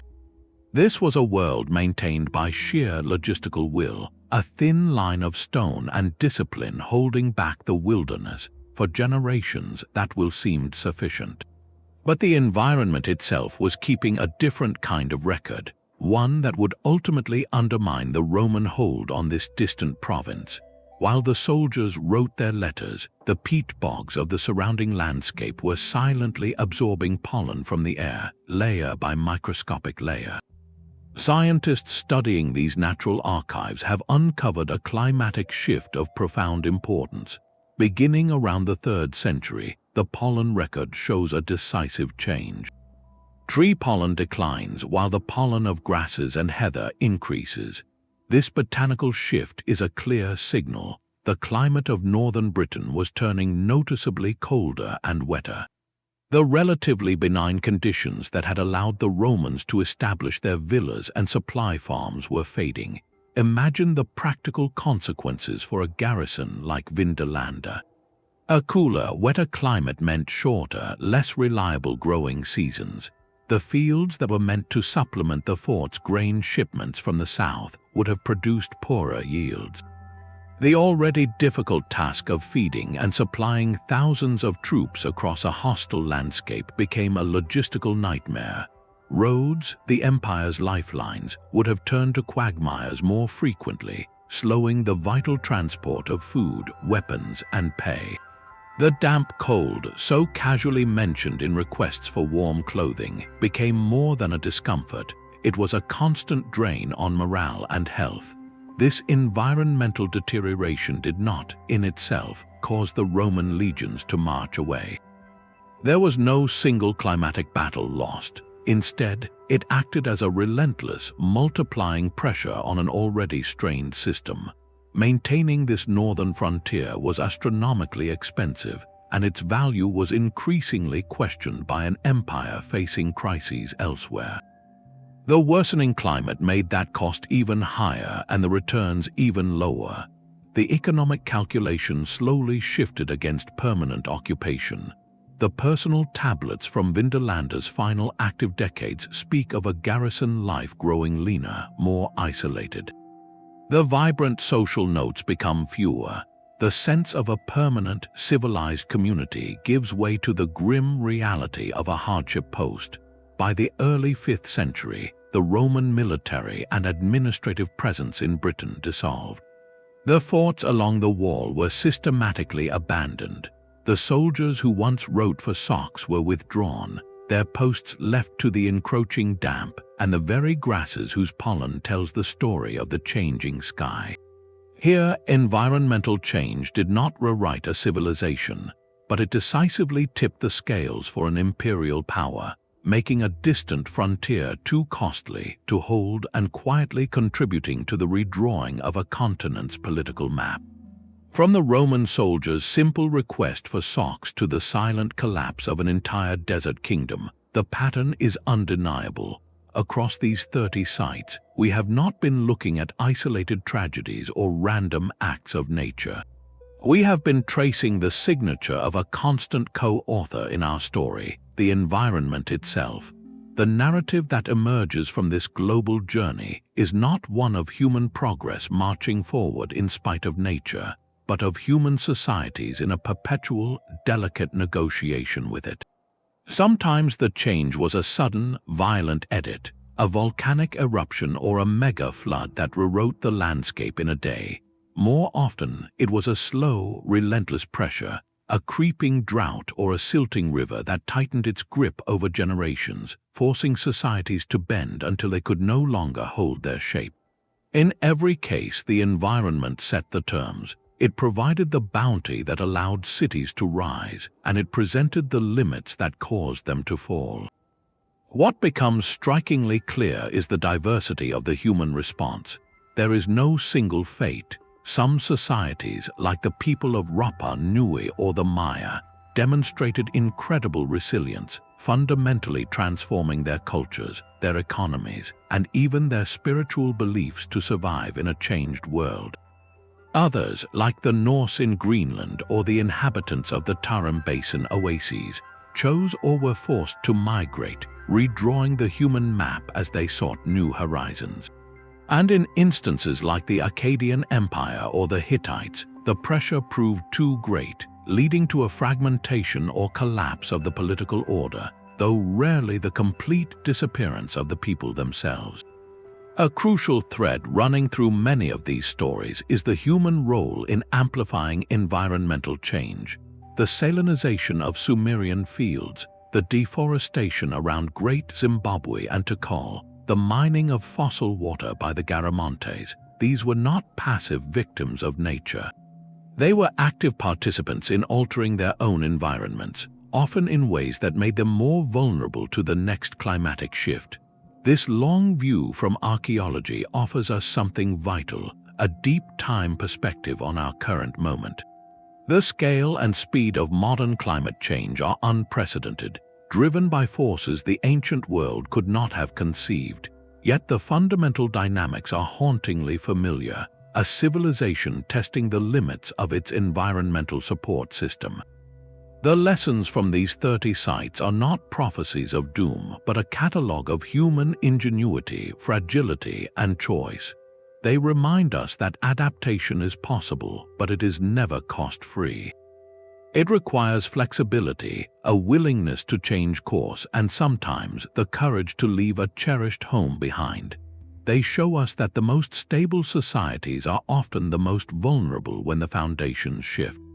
As we face our own environmental reckoning, this archaeological record calls on us to listen. It asks us to support the scientists, both climatologists and archaeologists, who are reading the warnings in the ice cores and the stories in the soil. It urges us to consider the legacy we are writing now, not in stone, but in the very atmosphere and oceans. The past 30 chapters show that the environment has always rewritten human settlement. The question for our chapter is what story we will help it tell.